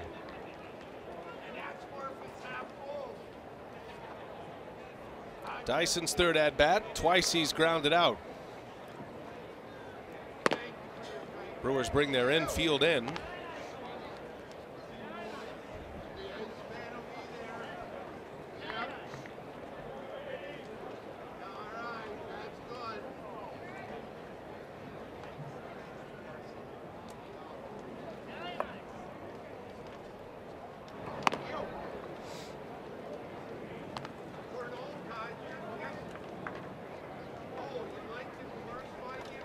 Dyson with 2 4-3 groundouts facing Chase Anderson. He was Anderson's last out. Chase went 3 2/3 today. Game is tied at 6. Diamondbacks scoring twice. Brewers got 3 in the bottom of the 5th on 2 home runs. Travis Shaw a solo shot, and Manny Pena with a 2-run homer. No surprise, right? 2 pretty good offensive teams. Swinging the bats well. Infield is in, 1 away, and a line drive and a right base hit. Diamondbacks have the lead. 7-6 Arizona on the 4th hit of the inning. And Gerard Dyson with his first hit. Man, looked like something off speed up in the zone. Watch Dyson get on top of it. Line it in the right field with the infield in. No chance at second. 20 hits between these 2 teams. And we're at the top of the 6th. 1 away, runner at first, and here is Ildemaro Vargas. Started at second base today, the switch hitter.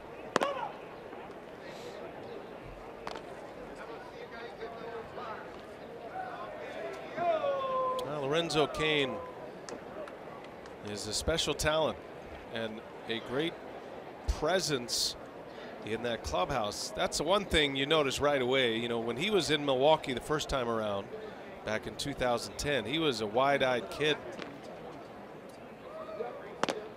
And I give him a lot of credit because he hitched his wagon to the right people. Yeah. You know, Ricky Weeks and Mike Cameron. I mean, these are guys that carried a lot of respect in the Brewers clubhouse in those days. And he wanted to not just be a big leaguer, but be an impact player in the major leagues. And tables are turned a little bit now. He knows he's in a mentor role. Yeah. I tell you, it means an awful lot to have a guy in that clubhouse walking around that owns a World Series ring, and he's been in 2 World Series. That carries a lot of clout with the players in the clubhouse. You know, for those young players and guys that have been around that have not had that opportunity.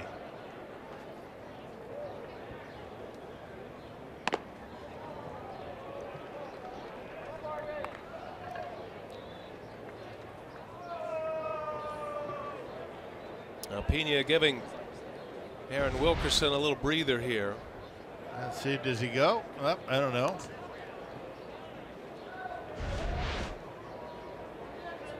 One thing about Lorenzo, and you talked about the World Series ring. You know, he's played in 31 postseason games in his career. Was an MVP of the ALCS in 2014.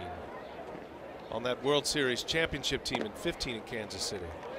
And he's performed well at the highest level in the most intense time of year in baseball. That World Series, his first World Series, that was against the Giants. He had 8 hits in that series, including 2 doubles. Had 5 hits in the World Series, including a double, and 4 RBIs in their World Series winning year of 15 against the Mets. Well, he's a cleanup hitter, you know, right? In one of those years. I mean, you're not talking about a guy hitting 6th or 7th with not a lot of pressure. You're talking about in a really important spot in that batting order, a guy that's expected to produce, and he was able to do it. Carries a .295 career batting average in the postseason in 31 games. .376 on base percentage. When the pitching is at its best and when the pressure is at its highest. 3-2. Runner takes off. Fly ball into left field. Going to get down and go to the fence. Dyson will start it up and head home. And it's going to be an RBI double for Vargas. And the Diamondbacks keep on hitting here in the 6th inning. Yeah, Wilkerson having all kinds of problems. He is getting a lot of pitches up in the zone, and Craig Counsell's seen enough. Runner on the move, and he finds a gap out there into left center. Dyson with good speed scores easily, but just too many pitches for Wilkerson. Not only getting behind in the count, but leaving pitches up in the zone. Now gives up 5 hits this inning, and he'll exit with just 1 out. Set up the new hurler after this. The Diamondbacks have scored 4 times, and they lead 8-6.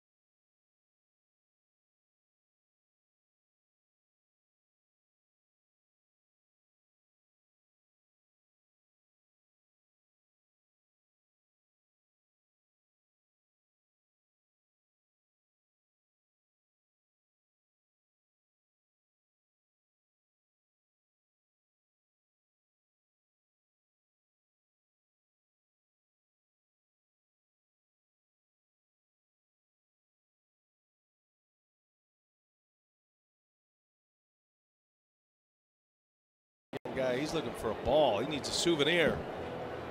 Beautiful day to hang out. Little spring training baseball. The Brewers and the Diamondbacks today. This one getting a little messy here in the 6th inning for Aaron Wilkerson. He is out, and Ernesto Frieri will try to put some order back on the proceedings now with 1 away.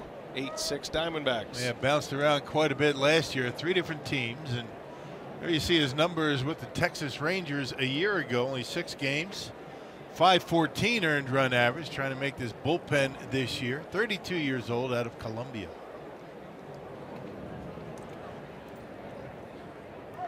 So Frieri facing John Ryan Murphy, the Diamondbacks catcher.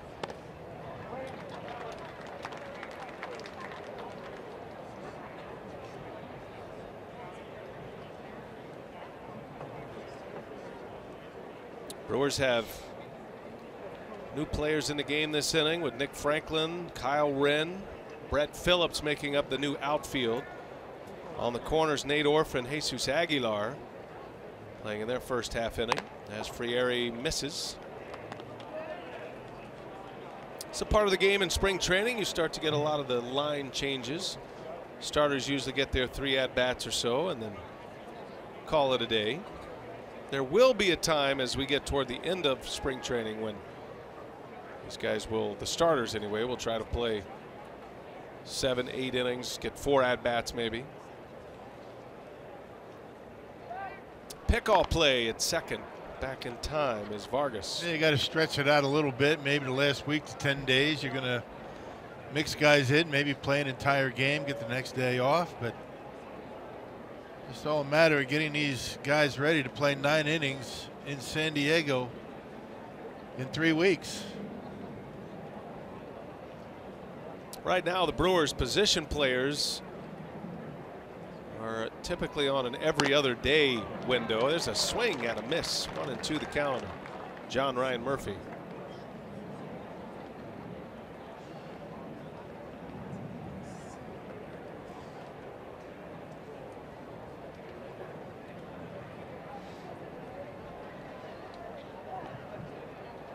Four runs in for Arizona on 5 hits this inning.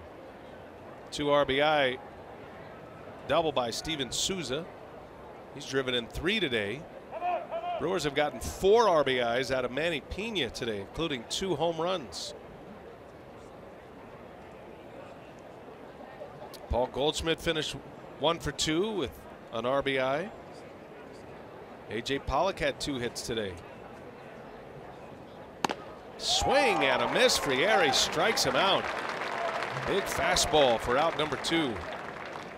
He's got a big 2-seam fastball. He'll cut the fastball as well. That was like a 4-seamer outer half that Murphy swung right through.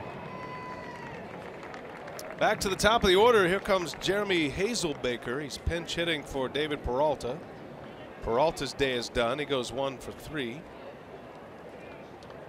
And the former Cardinal, Jeremy Hazelbaker, at the plate. 8th batter of the inning.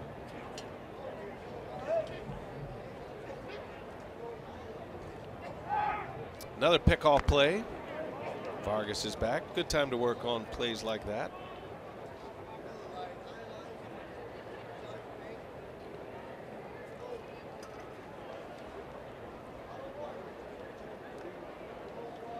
With the skill of the Brewers middle infielders, they were able to execute a number of pickoff plays last year. And it's not just the outs that you get, which are rare, to pick a guy off at second base. It's not just the outs that make an impact, though. Teams scout the Brewers, know there's a pickoff play involved. It'll keep a runner close to the bag at second base. It might save you a run on a hit to the outfield. Guy might not be able to score on a base hit.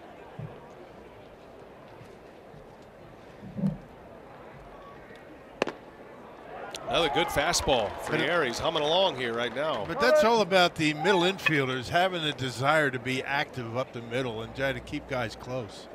A lot of times you'll see teams in the middle of the infield, particularly as the game goes on, just on their heels, guys getting huge leads at second base. You're not going to see that with RC and VR out there. They like to keep them close, bounce around, sneak in behind them. No balls, 2 strikes. Down and in. Pena with a good block. And then you combine that with a catcher that loves to throw the baseball. It's a good combination. All part of what Craig Counsell calls his run prevention unit. How a pitcher holds runners, pick off plays from the mound, back picks from the plate, from behind the plate. Anything you can do to get the opposition on their heels a little bit. Hitting cutoff men from the outfield. You see Lorenzo Cain and Yelich do that well.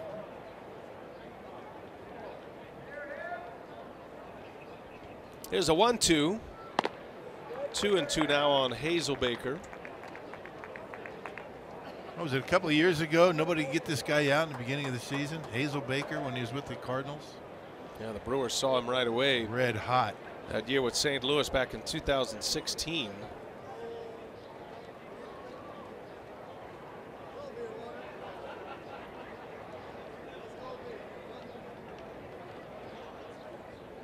Diamondbacks got him off waivers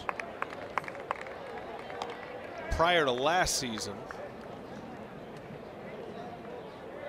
It doesn't take long for the opposition to figure you out and find those holes. If you don't make adjustments, they're going to catch up to you.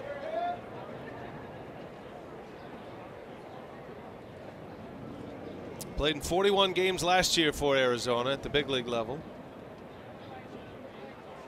2 outs. Here's a 3-2 pitch, and it's outside ball 4, and this long inning continues. Diamondbacks have batted around now. 9th man in the inning to hit. Will come to the plate. Friere has come on. This will be his 3rd batter faced. He's issued a walk with a strikeout. Here's Ray Fuentes batting for the first time. Came in defensively for A.J. Pollock last inning.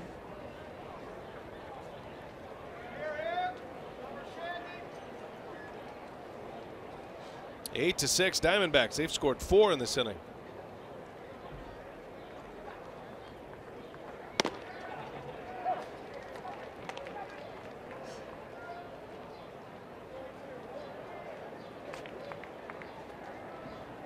Command has always been at the heart of the problems for Ernesto Frieri. He has a big arm, and he's had some moments in the big leagues as well. There's a high drive, deep right center. That is way back, and it's gone. 3-run home run for Ray Fuentes. And a nightmare inning continues for Brewer pitching. 7-run inning in the 6th for Arizona. They lead 11 to 6. Yeah, between two pitchers, and just can't put the baseball where they want it. Check this out, right down the middle. Fuentes drops the head of the bat on it, drives it on out of here. Ball's been flying out of here today. Wind's blowing out to center field. A hitter's day in Arizona. What's new? 22 combined hits. Diamondbacks up 11-6 now. First at bat of the day for Jack Reinheimer, who pinch ran for Paul Goldschmidt earlier in this inning. Goldschmidt had a single to start this mess. The Lorenzo Cain interview from the dugout is the highlight of this inning. Maybe we can get him back. He's Redo probably still it. in there.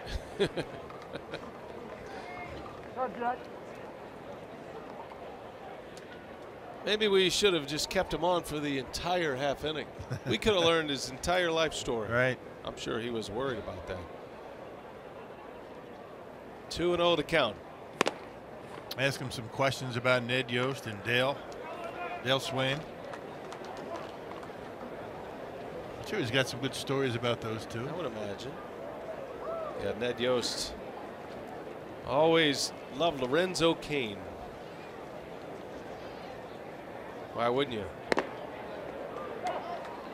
That was a hitting coach, back in those days. Now Dale Swain is the bench coach in Kansas City.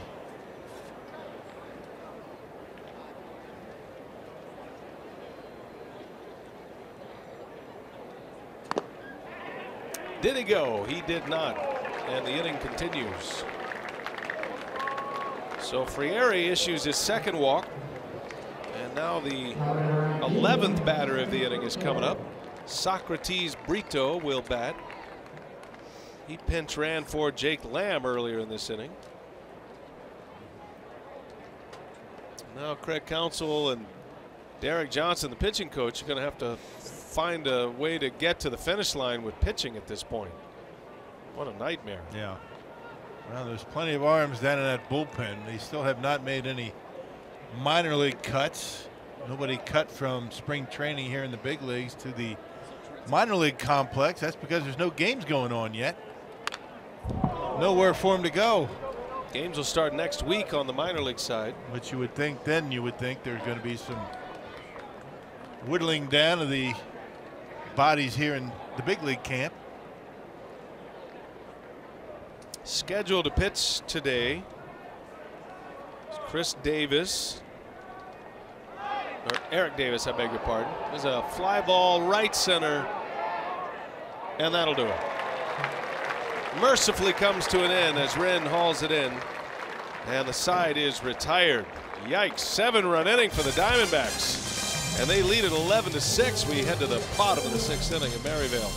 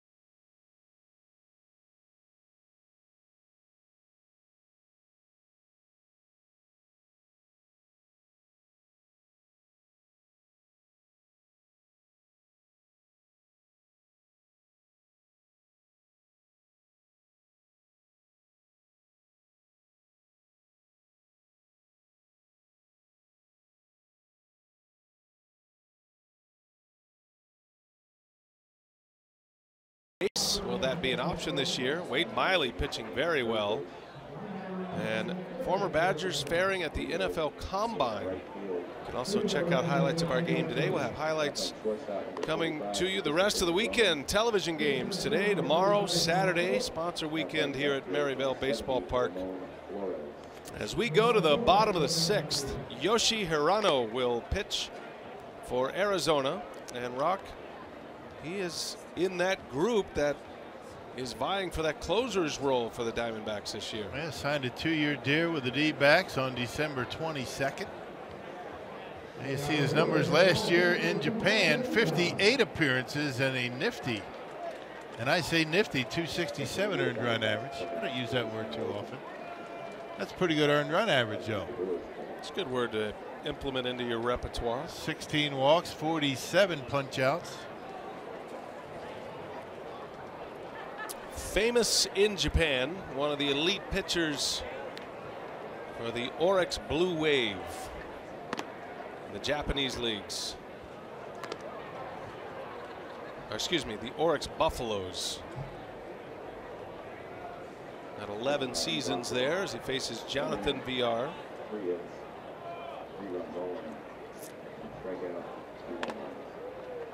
Well, they say he's got a fastball in the low 90s. Low to mid 90s, a splitter, and a curveball. So a split-fingered fastball he features as one of his better off-speed pitches. There it is. Yeah, VR way out in front. Well, he was a closer in Japan, so the 9th inning certainly is not intimidating for him. Had a 40-save season back in 2014 for Oryx. VR, little tapper, tough play here, and VR will reach. Even if Hirano comes up with that, that's going to be a difficult throw to get the speedy VR. That'll be a base hit. He's going to have to, would have had to lob it over VR's head, and that probably would have given VR an opportunity to beat it out right down the first baseline, and he couldn't handle it anyway. So good speed at first. On a 1-2 count, so VR able to shorten up, make contact. VR is on. That'll bring up Orlando Arcia. Probably the final at-bats for these two, VR and Arcia. Diamondbacks have made a number of changes as well. All those pinch hitters and pinch runners we saw last inning now in the field.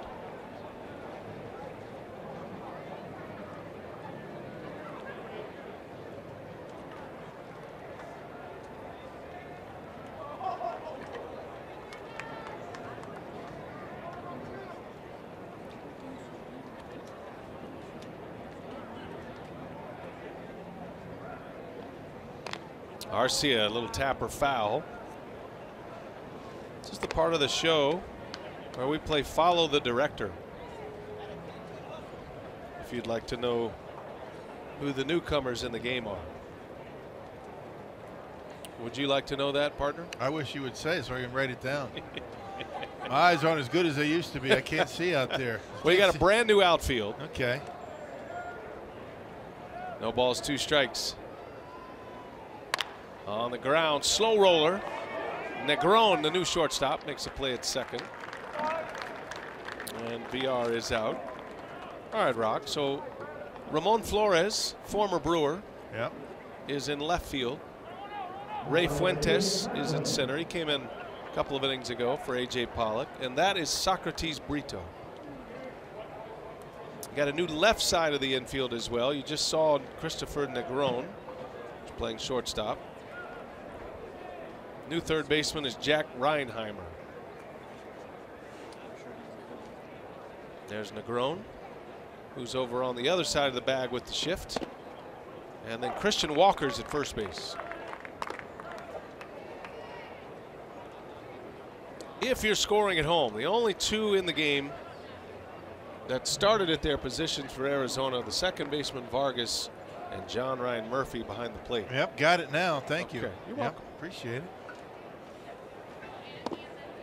Nick Franklin's first at bat. That's a pretty good splitter right there.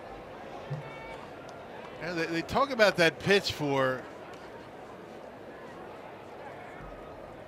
him as being a forkball because he didn't throw it real hard. You know, I guess the harder version of the forkball is a splitter. It dives down a little bit more when you take the velocity off of it. Yikes. Do another one there. That's what you're talking about. That one just dies. It's a change of pace to start with, and then just falls. And he puts it on the outer half. Not a whole lot of dip to that one, but just enough to combine with the lack of velocity gets Franklin over the top of it. Jesus Aguilar will bat for the first time.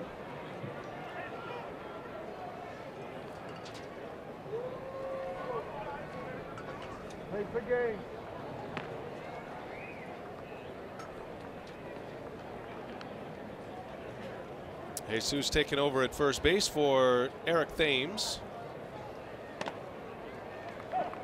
11-6 Diamondbacks. 7-run 6th inning for Arizona.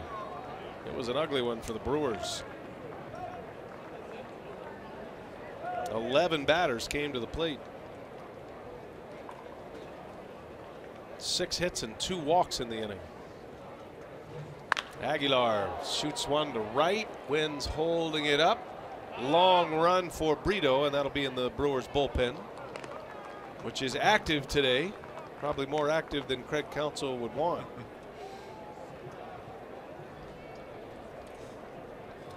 Yeah, he was thinking that Wilkerson could get through a couple of innings and wasn't able to do it. But hey, that's why the Brewers have over 30 pitchers in camp. Was it 31 guys they have? 31 pitchers? Yeah, over 50 players in all. 6 catchers in big league camp.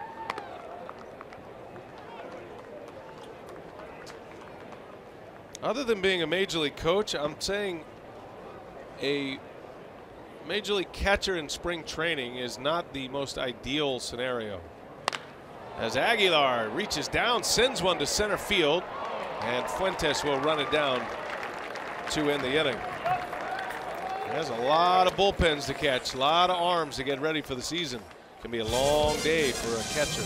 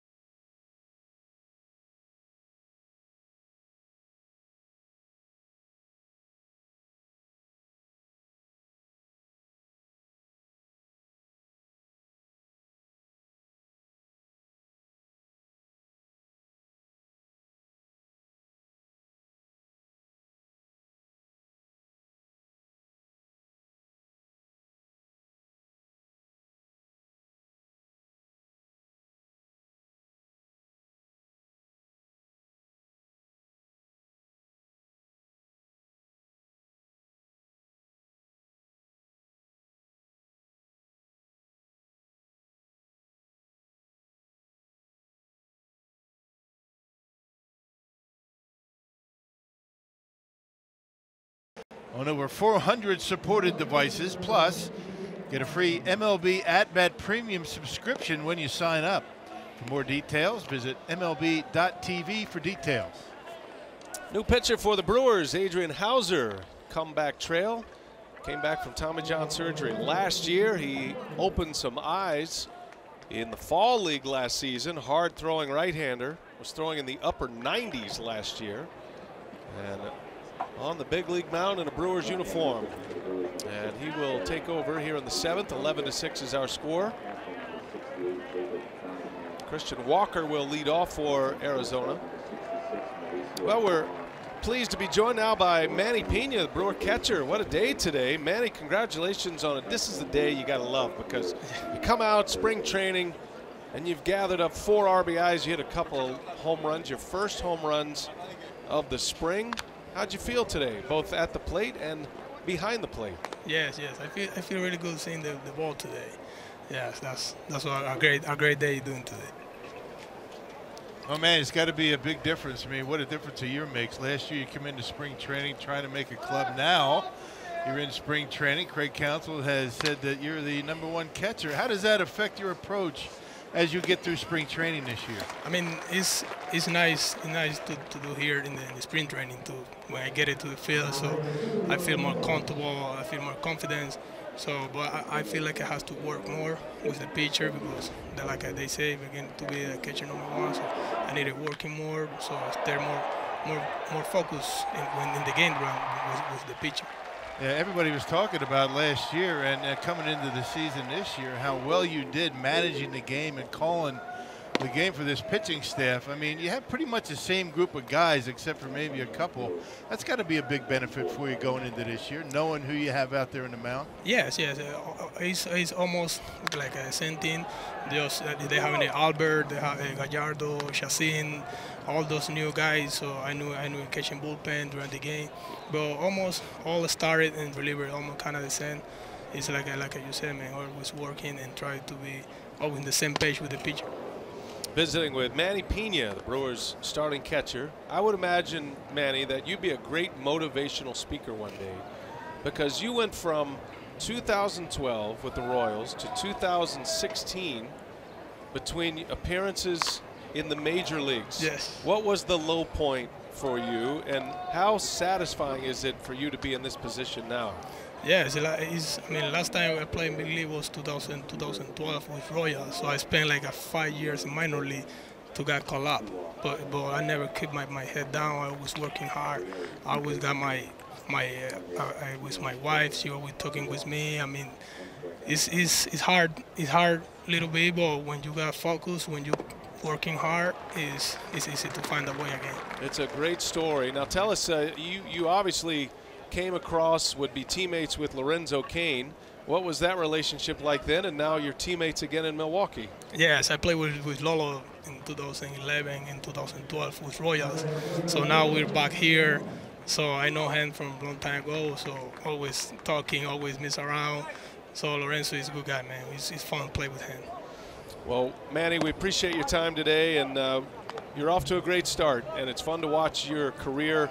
You finally get your chance at age 30, and you're making the most of it, my friend. Thanks for being with us. Thank you, guys. Manny Pena, also known as Manny Pineapple. Yeah. What a great story. You're right. I mean, talent like that, you wonder, how it was buried so long in the minor leagues. I mean, a guy that can catch and throw like Manny can, and really not surfacing in the big leagues after all those years. But it's not just what he was able to do behind the plate and a great throwing arm. I mean, you're talking about a guy that can swing the bat.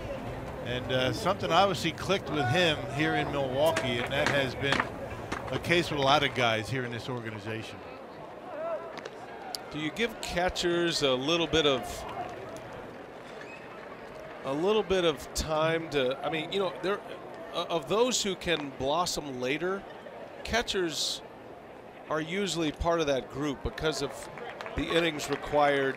Right. And if you can catch and keep yourself healthy, strong, as Manny Pena has been able to do, I mean, it says a lot about a guy who, I would imagine when you're behind the plate and Salvador Perez comes to the big leagues and you're not going to play much in Kansas City. Right.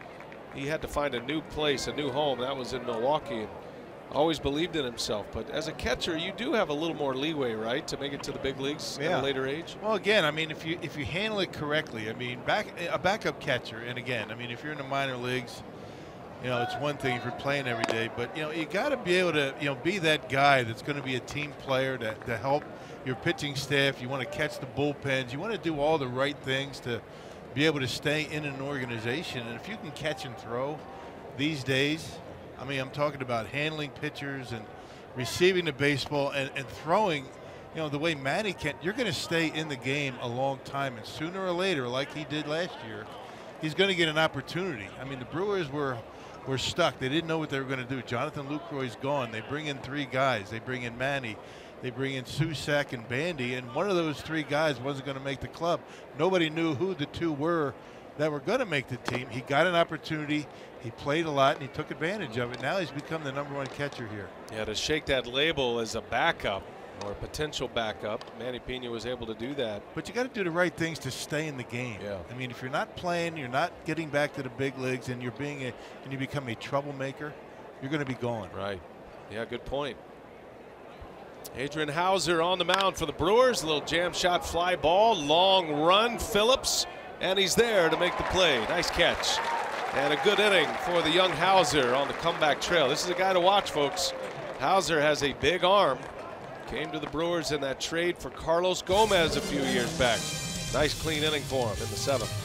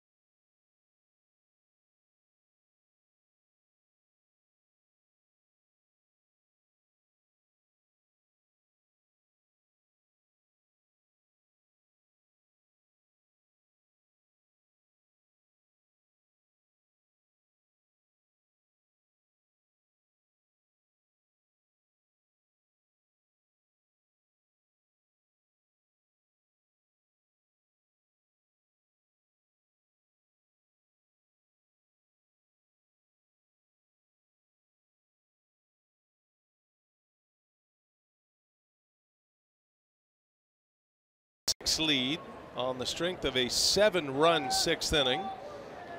Nice big crowd on hand today. Sponsor weekend beginning today for the Brewers. And here we go to the bottom of the 7th, 11-6. New pitcher is Fernando Salas, another former Cardinal. And Brett Phillips will lead off for the Brewers.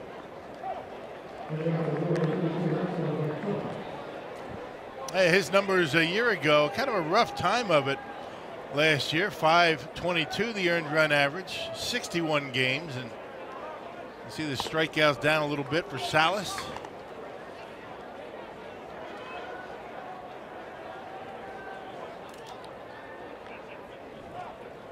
Brett Phillips in there for Travis Shaw, at least in the 3rd spot in the batting order.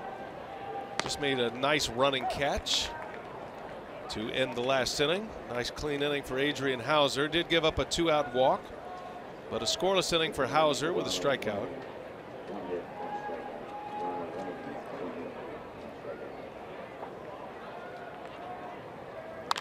Phillips, little handle shot to left, and there to make the play is Flores for out number 1. Yeah, Salas had 24 saves with the Cardinals back in 2011, their World Series season. He's had some closer experience. He's bounced around quite a bit. Cardinals, Angels, Mets, back to the Angels, and now with Arizona. 1 away for Nate Orf.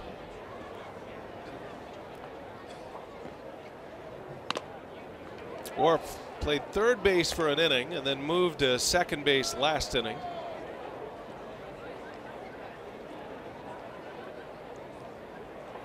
Nick Franklin, Jesus Aguilar, Brett Phillips, Nate Orf, all in the game now. Mauricio Dubon is playing short for the remainder of the day for the Brewers. He'll hit next. Most of these players were calling out will be in AAA to start the year. Orf goes to right field, a base hit. Clean single with one away.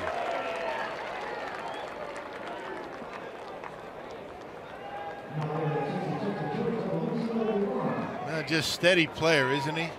Nate Orf plays everywhere. He plays just about every day here toward the end of games, and always seems to come up with base hits. So a man on with one out. Here's Mauricio Dubon.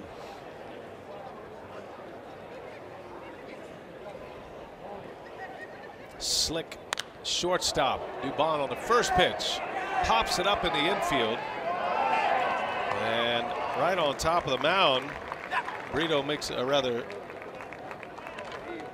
Hazelbaker makes a catch for out number 2. I'm sorry, Reinheimer makes a catch for out number 2.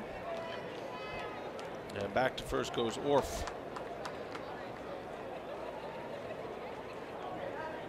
That'll bring up Christian Bethancourt now.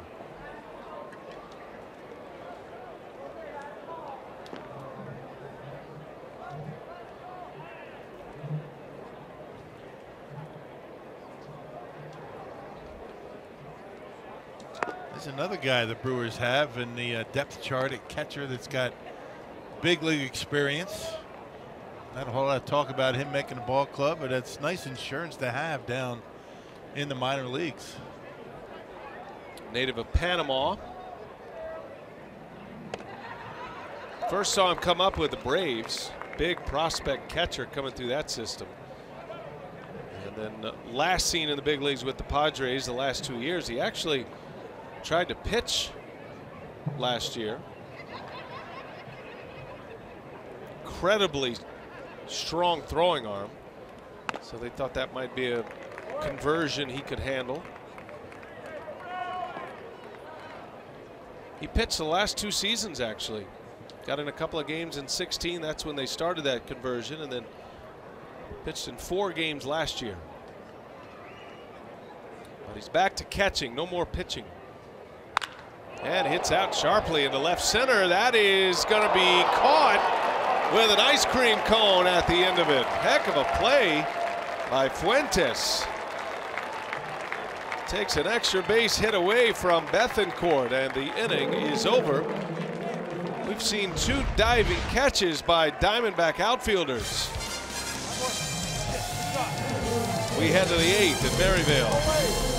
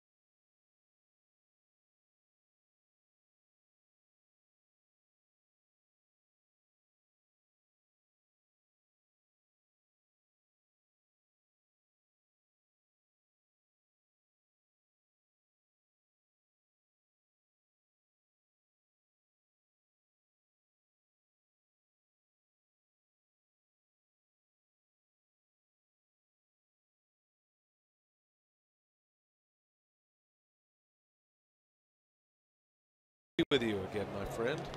Bill Schroeder, year 24. It's nice, yeah. You're 12, right? 12, half of that. Wow. That feels like a long time, and you've doubled me up. Yeah, you know what? Before you, the longest tenured play-by-play guy with me was 5 years. That's right. You're not getting rid of me, pal. New pitcher is Tristan Archer for the Brewers. It's been a fun ride, buddy. Archer coming up from minor league camp. That's a solid number, though. If you got to wear a number in the 90s, you want to go for 99.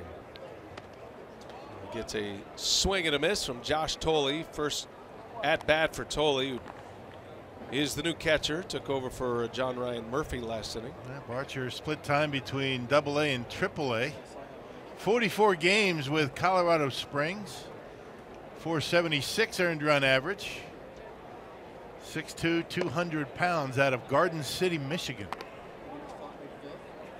He would appear to be a ground ball specialist. Little sinker. Brewers number 21 round draft choice in 2013. Yeah, what a thrill for these guys, huh? Yeah. Brewers had some pitching problems through the 6th inning. And twice had to go get a pitcher in the middle of an inning for a reliever, so that has gotten them deep into their pitching probables today as a lead walk by Tolley. And so coming over from minor league camp, Tristan Archer gets a big league inning. Got to be a thrill for him. Part of the JIC squad. Yeah. The JIC squad, just in case. Diamondbacks batted around in the 6th. Brought 11 men to the plate, scored 7 runs. And went from a 2-run deficit to a 5-run lead. Jeremy Hazelbaker at the plate, his second plate appearance. I was one of those guys back in the early days, back in my minor league career, 82, 83. I was one of those JICs. Got into a game a couple of times and picked up either Ned Yost or Charlie Moore or Ted Simmons late in games. I remember coming in and catching Raleigh Fingers. That was a big thrill. Yeah, absolutely. Yeah. Did you make a few trips to the mound? I did not. I stayed put. I stayed put. There was nothing I could tell Raleigh. But that was quite. That was kind of a cool thing for me at that time. Absolutely. I mean, he's a future Hall of Famer. What was the idea? Had you caught him before? No, in the bullpen. Bullpens. Caught Sutton and those guys, and finally in a game. It was at Sun City. A long time ago, and I remember coming in like the 8th inning. I forget who I caught before that, but then it was Raleigh Fingers closing out a game. Of course, he didn't close out a game. He hung a split-fingered fastball. Somebody from, I think, Oakland drove in the winning run. Wow, a blown save. Yeah, and I was the responsible. last time you caught Raleigh that Fingers. was it. Got sent back to the old Peoria complex. Never to be heard from again. But that's a big deal coming over and hanging out with those big leaguers. You learn an awful lot. Well, it also tells you that the organization, that one's inside, it hits Hazelbaker. He's got a protective padding on that elbow, and it hit him square into that padding. It's a walk and a hit by pitch, and I'm sure some nerves are flowing for young Tristan Archer. You can see where that front elbow is for Hazelbaker. He starts with a little wide open stance and then steps toward the mound. I'm always amazed that guys get irritated when they get hit, when they're hanging that front elbow out right over the inside corner. There's a reason why they wear that elbow guard, because guys come in there, they miss, they get hit. I guess guys shouldn't be surprised by that. On the ground, nice pick by Aguilar. Got an out at second base. First and third now for the Diamondbacks, the first out of the inning. Aguilar is a big man, but we saw it all last year. He has great hands, good footwork. He moves like a shortstop in a first baseman's body. He's got quick feet. Soft hands, good accurate throwing arm. He's got good footwork around first base. He surprises you because he's so big. And I hear he's a fine dancer. Maybe we'll find out tonight. Jack Reinheimer at the plate. Third baseman for Arizona. First and third, one away.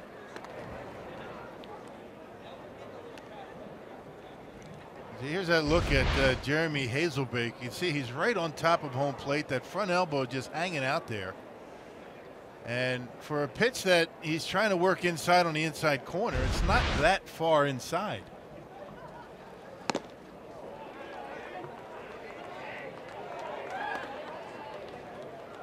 see a lot of guys standing right on top of the plate these days. It used to be not that long ago, everybody was off the plate, diving toward home plate. That's not really what a lot of guys do. It's more the leg kick now.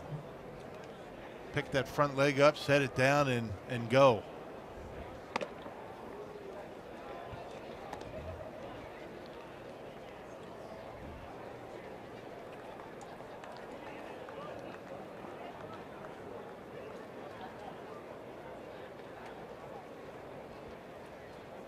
One ball, one strike to count.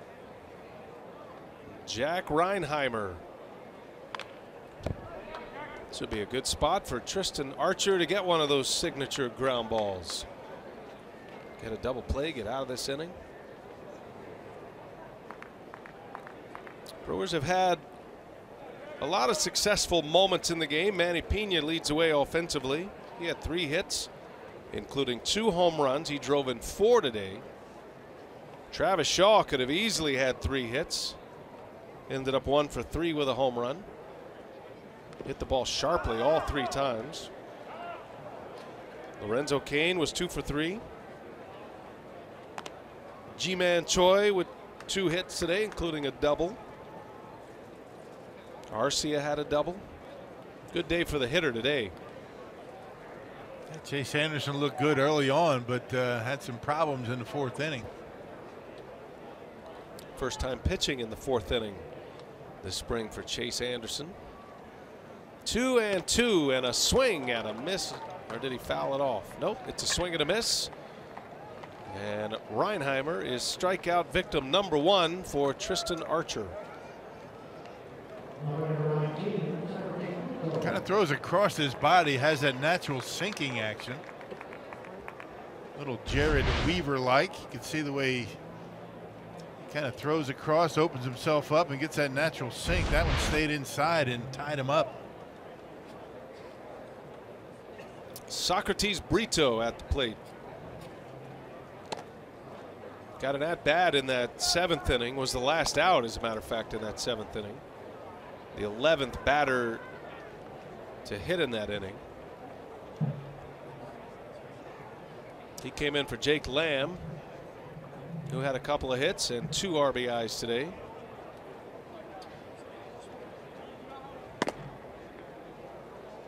We'll do it all over tomorrow. Brewers back on television tomorrow against the Oakland Athletics right here at Maryville Baseball Park. Friday afternoon baseball. Same time, we'll be on the air at 2 o'clock Central.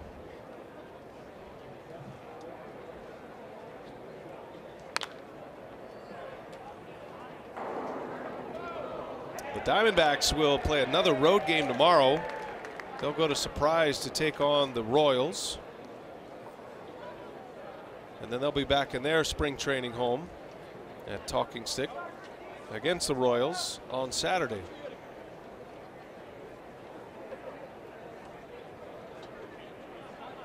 Two balls and a strike. Got runners at the corners. Look out. Late swing. 2-2 now. You can see he's kind of settled in a little bit. He's kind of relaxed a little bit more out on the mound. First couple of hitters, a little jittery, I'd imagine, and now he's starting to get a little bit more sink, better location.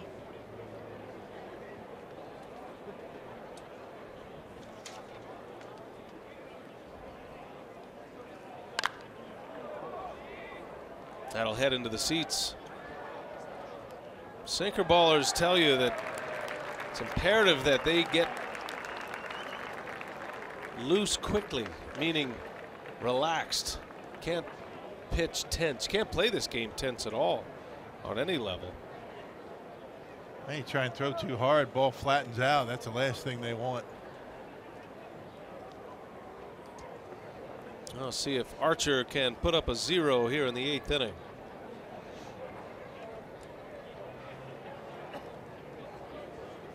First and third, 2 outs. Brito at the plate, and down he goes. He got him with a breaking ball. Back-to-back strikeouts. Good recovery. Tristan Archer. And a scoreless 8th inning. Brewers coming up, bottom 8. Spring training baseball from the Cactus League.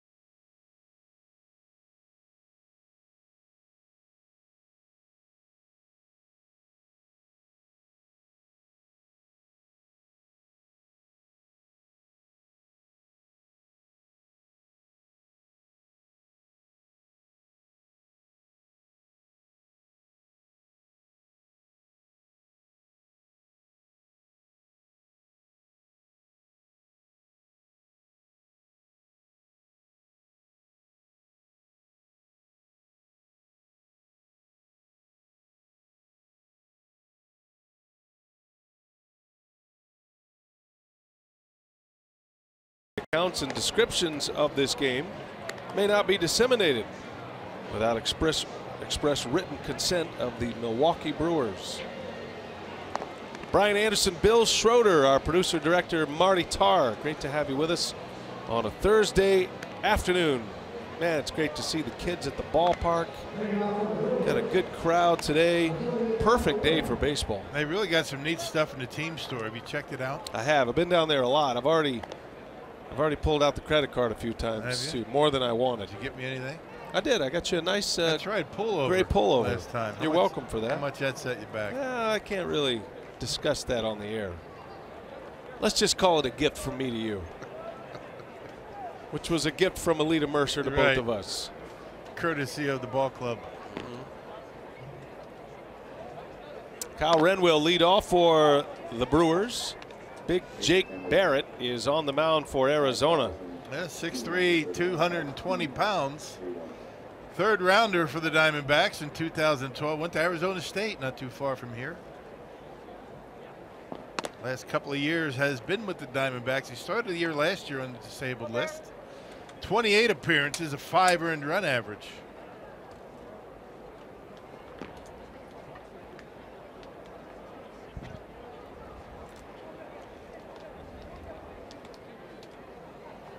Wren pulls one foul.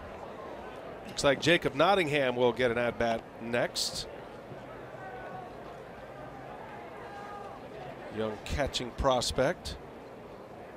Wren spending the year in AAA. Son of Frank Wren, former Braves general manager.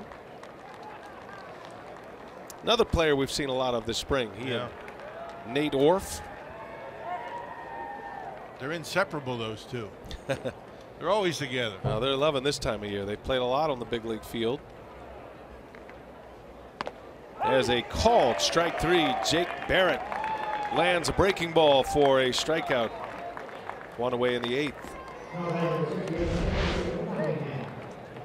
Well, they say Barrett brings it up there pretty good. That looked like an off-speed pitch.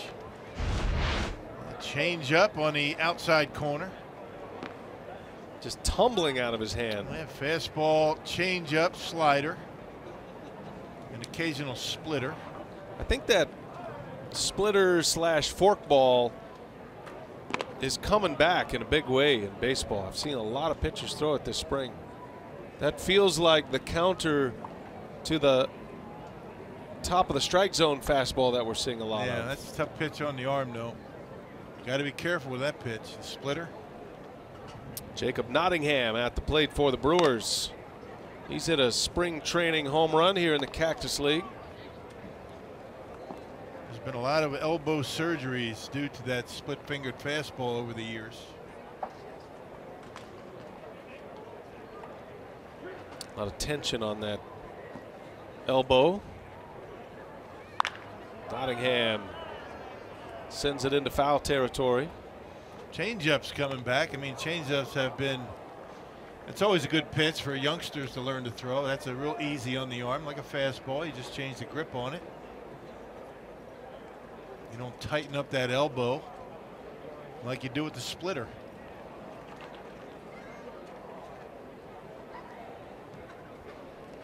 Two and one to Nottingham. Jacob will probably be the everyday catcher at AAA this year. Was the everyday catcher last year in AA at age 22. That's young to be in the Southern League or in AA.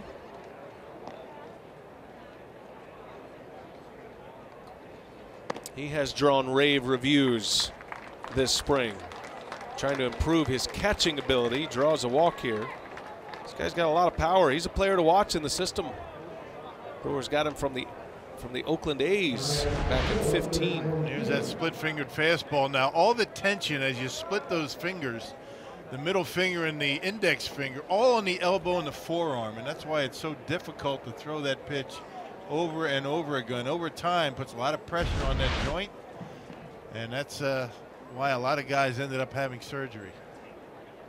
Tyrone Taylor's first at bat for the Brewers.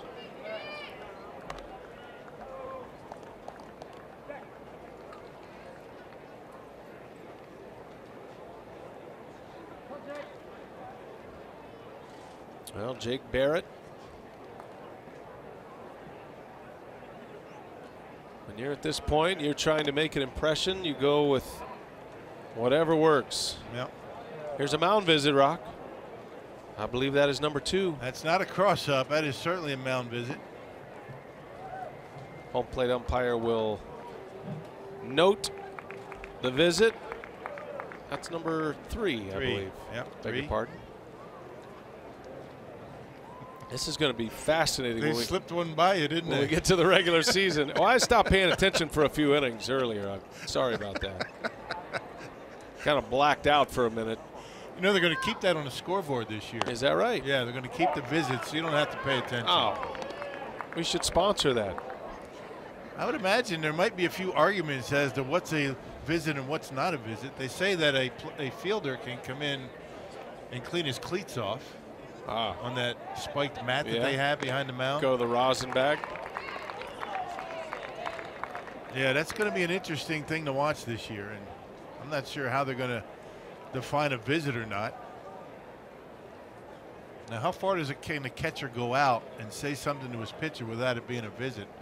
I mean, does he have to go on the grass? These are all great points you're raising, Ron. I don't know. It's a new frontier. How about when a pitcher covers first base on a ground ball and a catcher's right there and they kind of walk slowly side by back? side? Is that a visit? Another great question. Yes, sir. Mound visits could be the most noteworthy thing in a major league game. Little pop-up. It's going to stay playable. And Walker brings it in for the second out of the inning. Taylor is retired.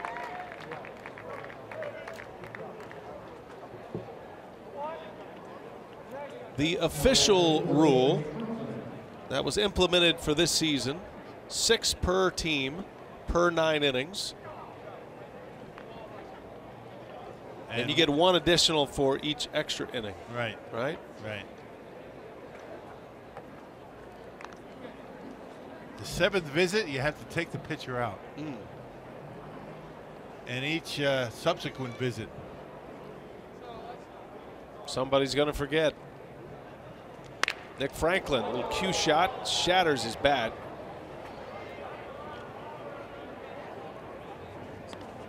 It's not the regular season wood, is it?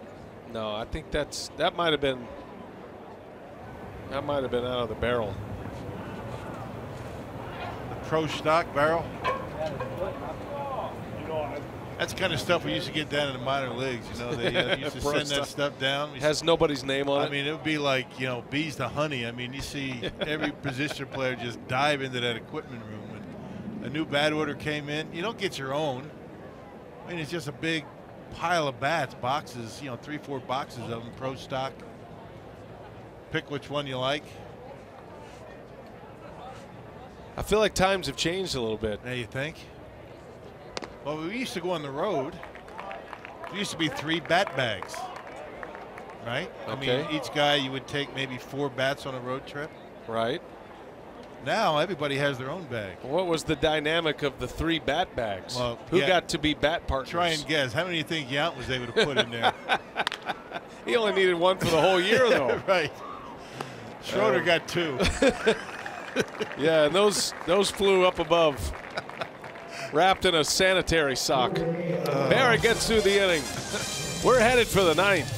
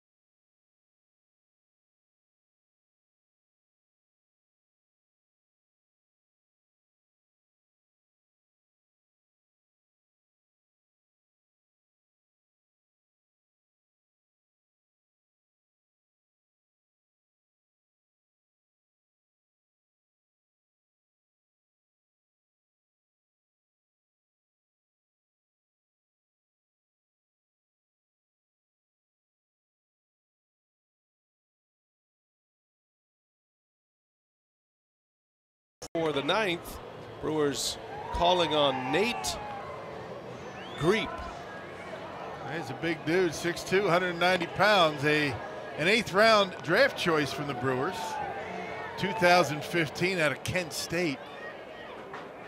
Hometown is Portland, Oregon. Now, he's pitched last year in Carolina. Had good numbers in A-ball, high A. 45 games. And a 237 earned run average down in the minor leagues. Good stuff. Nate Greep. Brett Phillips making some fans. Or some enemies. Nice catch. Kind of like what you'd see at a wedding right there. Right. Usually everybody's trying to get away from that scene. When was the last wedding you were at? It's been a while. Probably my own, 24 years ago. I feel like that's an age thing where you get into a certain window, you know, when you're a certain age, and then like our friend Brian Mikologic, our graphics operator, he goes to a lot of weddings, which is unusual. It's his only night out. I mean, slightly concerning. He doesn't go out much. Last wedding I was at my son's wedding. Yeah, and then it comes back around when your kids and then their friends and whatnot. You got a ways to go for that. I hope so. I better. Christian Walker at the plate.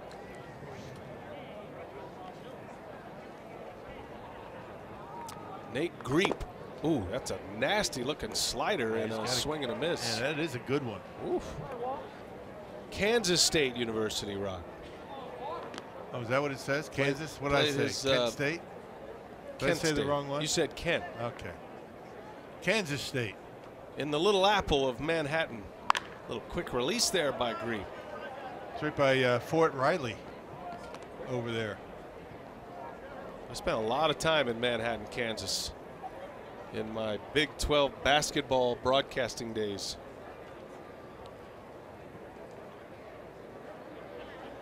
They got a great Applebee's there, Rock. You got to love a college town, right? A lot going on.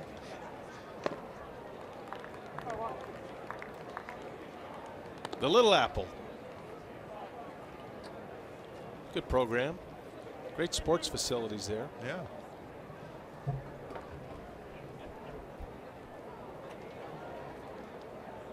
Three balls, two strikes. Walker at the plate. Down he goes. Nate Griep with a strikeout. Pretty good arm, doesn't he? I like his stuff. That slider, you talked about it. I mean, when he threw that slider, it was pretty wicked. There's a fastball off the corner, pretty straight, mid-90s. Griep's on the radar for sure. He is a prospect. Went to the Fall League last year. This is his first appearance in a big league game this spring. Had a bunch of strikeouts in the Fall League last year, more than a strikeout per inning. Got a chance to be in Double-A this season. Ramon Flores into center field. Hit pretty well, but there to make the play is Wren. 2 outs. And here comes Negron. It's always a breakthrough when you can move from the single-A level, and the Brewers have 2 single-A teams. One in Carolina, that's the high-level single-A in Zebulon, North Carolina, the Mudcats, and then the Wisconsin Timber Rattlers. So those are the 2 A-ball franchises for the Brewers. So when you can elevate out of A-ball into Double-A, that's a significant jump, because every team in the major leagues has just one Double-A team and one Triple-A team. So it becomes a little more streamlined at that point, and you can, once you hit the Double-A level, the big leagues is right there in front of you. Phone call away. It's not unusual these days to go from Double-A to the big leagues. There's a shot past Aguilar and a base hit. Negron with a single, 2-out base hit. Keeps the inning alive. It's exciting times for a pitcher like Nate Griep to not only be in the mix enough to come over here and get involved in a major league game, at least be on the day roster, and then to be able to pitch in a game on television, showcase his stuff. He was in the Fall League last year. He's starting to knock at the door now. And for a pitcher, when that opportunity is in front of you, if you have success, do what Aaron Wilkerson did last year, you've got a chance. Quickly. Everybody needs pitching. I like the way he throws strikes, that's for sure. I mean, not afraid to throw the ball to the plate. He's able to throw his slider for strikes.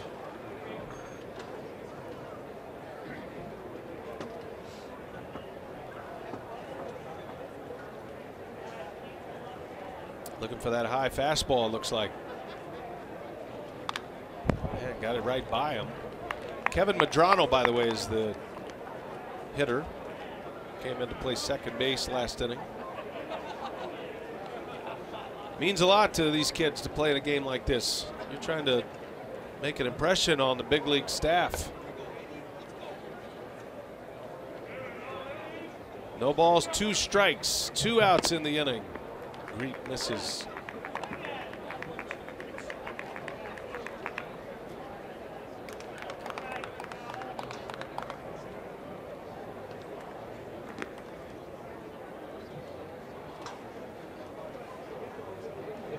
One and 2.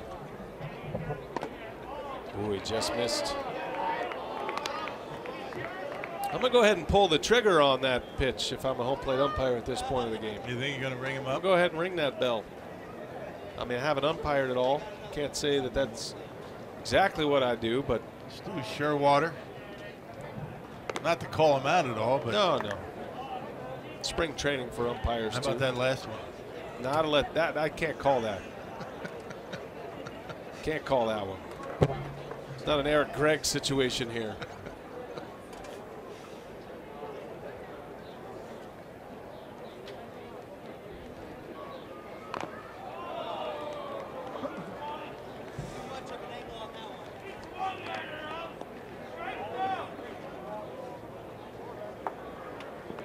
Full count, Nate Griep trying to get through this 9th inning.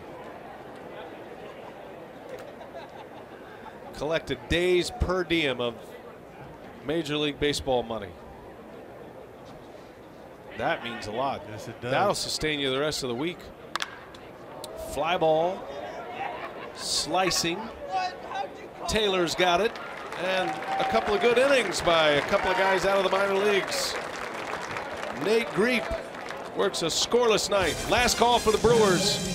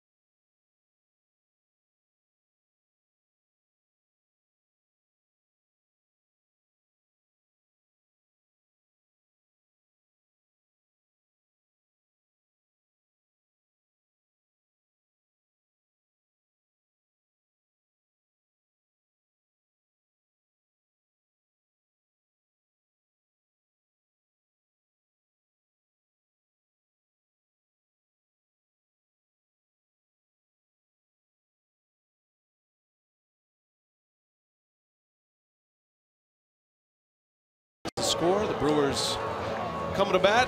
Last trip, most likely.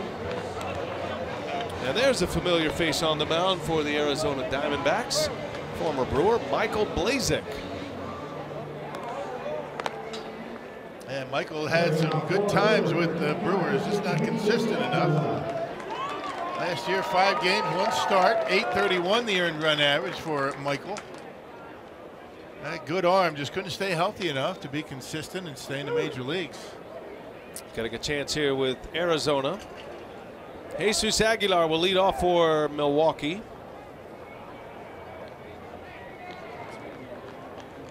Brewers had a 7-run 9th inning earlier this spring to finish a game in a tie. Aguilar on the first pitch. Pop up, gonna stay playable. Tough play though, and making the catch is Medrano. Man, that was a big league play right there from Kevin Medrano. Well, he went a long way. He shaded up the middle for Aguilar, and everybody thought it was going to be Walker, but here he comes, the second baseman, a better angle on it. And he's able to make the catch going down on the warning track. That will make an impression. Came from nowhere. Yeah, he's all smiles. Heck of a play. Not easy to play fly balls in Arizona, especially coming from the second base position. Here's Brett Phillips now. Let's take another look. Yeah, better angle. Able to make the catch. And the happiest guy in the ballpark was Walker, because he was going to have a tough time with that one. Think about how far Medrano ran to catch that ball. Right, shaded up the middle. Phillips trying to keep his wits about him. He knows the Brewers are well stocked full of outfielders. Brett Phillips and Keon Broxton starting the offseason feeling like they both had a great chance to not only be in the big leagues, but maybe even start in the big leagues. And then the 2 acquisitions of Yelich and Kane. And that has left Broxton and Phillips a little deeper on the roster right now, on the depth chart. But both are saying all the right things. Yeah.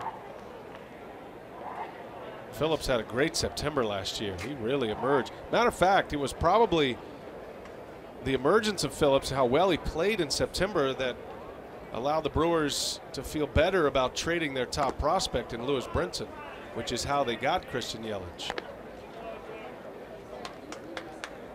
Well, they both have a good attitude, getting their work in. Both have smiles on their face like they always have around here. Sometimes that's hard to do when you know that there's a big roadblock in front of you. And as the old saying goes, in spring training, you're not only playing for your team, you're playing for all those other teams watching. As Phillips strikes out. A lot of teams out there that they're looking. You're right. There's scouts all over these ballparks. Scouting surplus.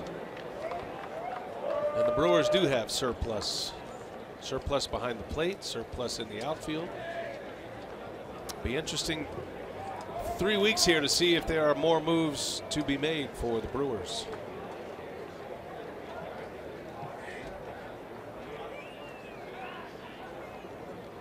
Brewers down to their last out, and Nate Orf, trying to hit a 5-run homer, is going to come up short, and that'll end the game. A 7-run inning in the 6th proved to be the difference today. And a Cactus League game is in the books. Game number 14 on the Cactus League schedule. Brewers drop to 8-5-1. Diamondbacks to 7-7 with a win. We'll be back to wrap it up right after this on Fox Sports Wisconsin.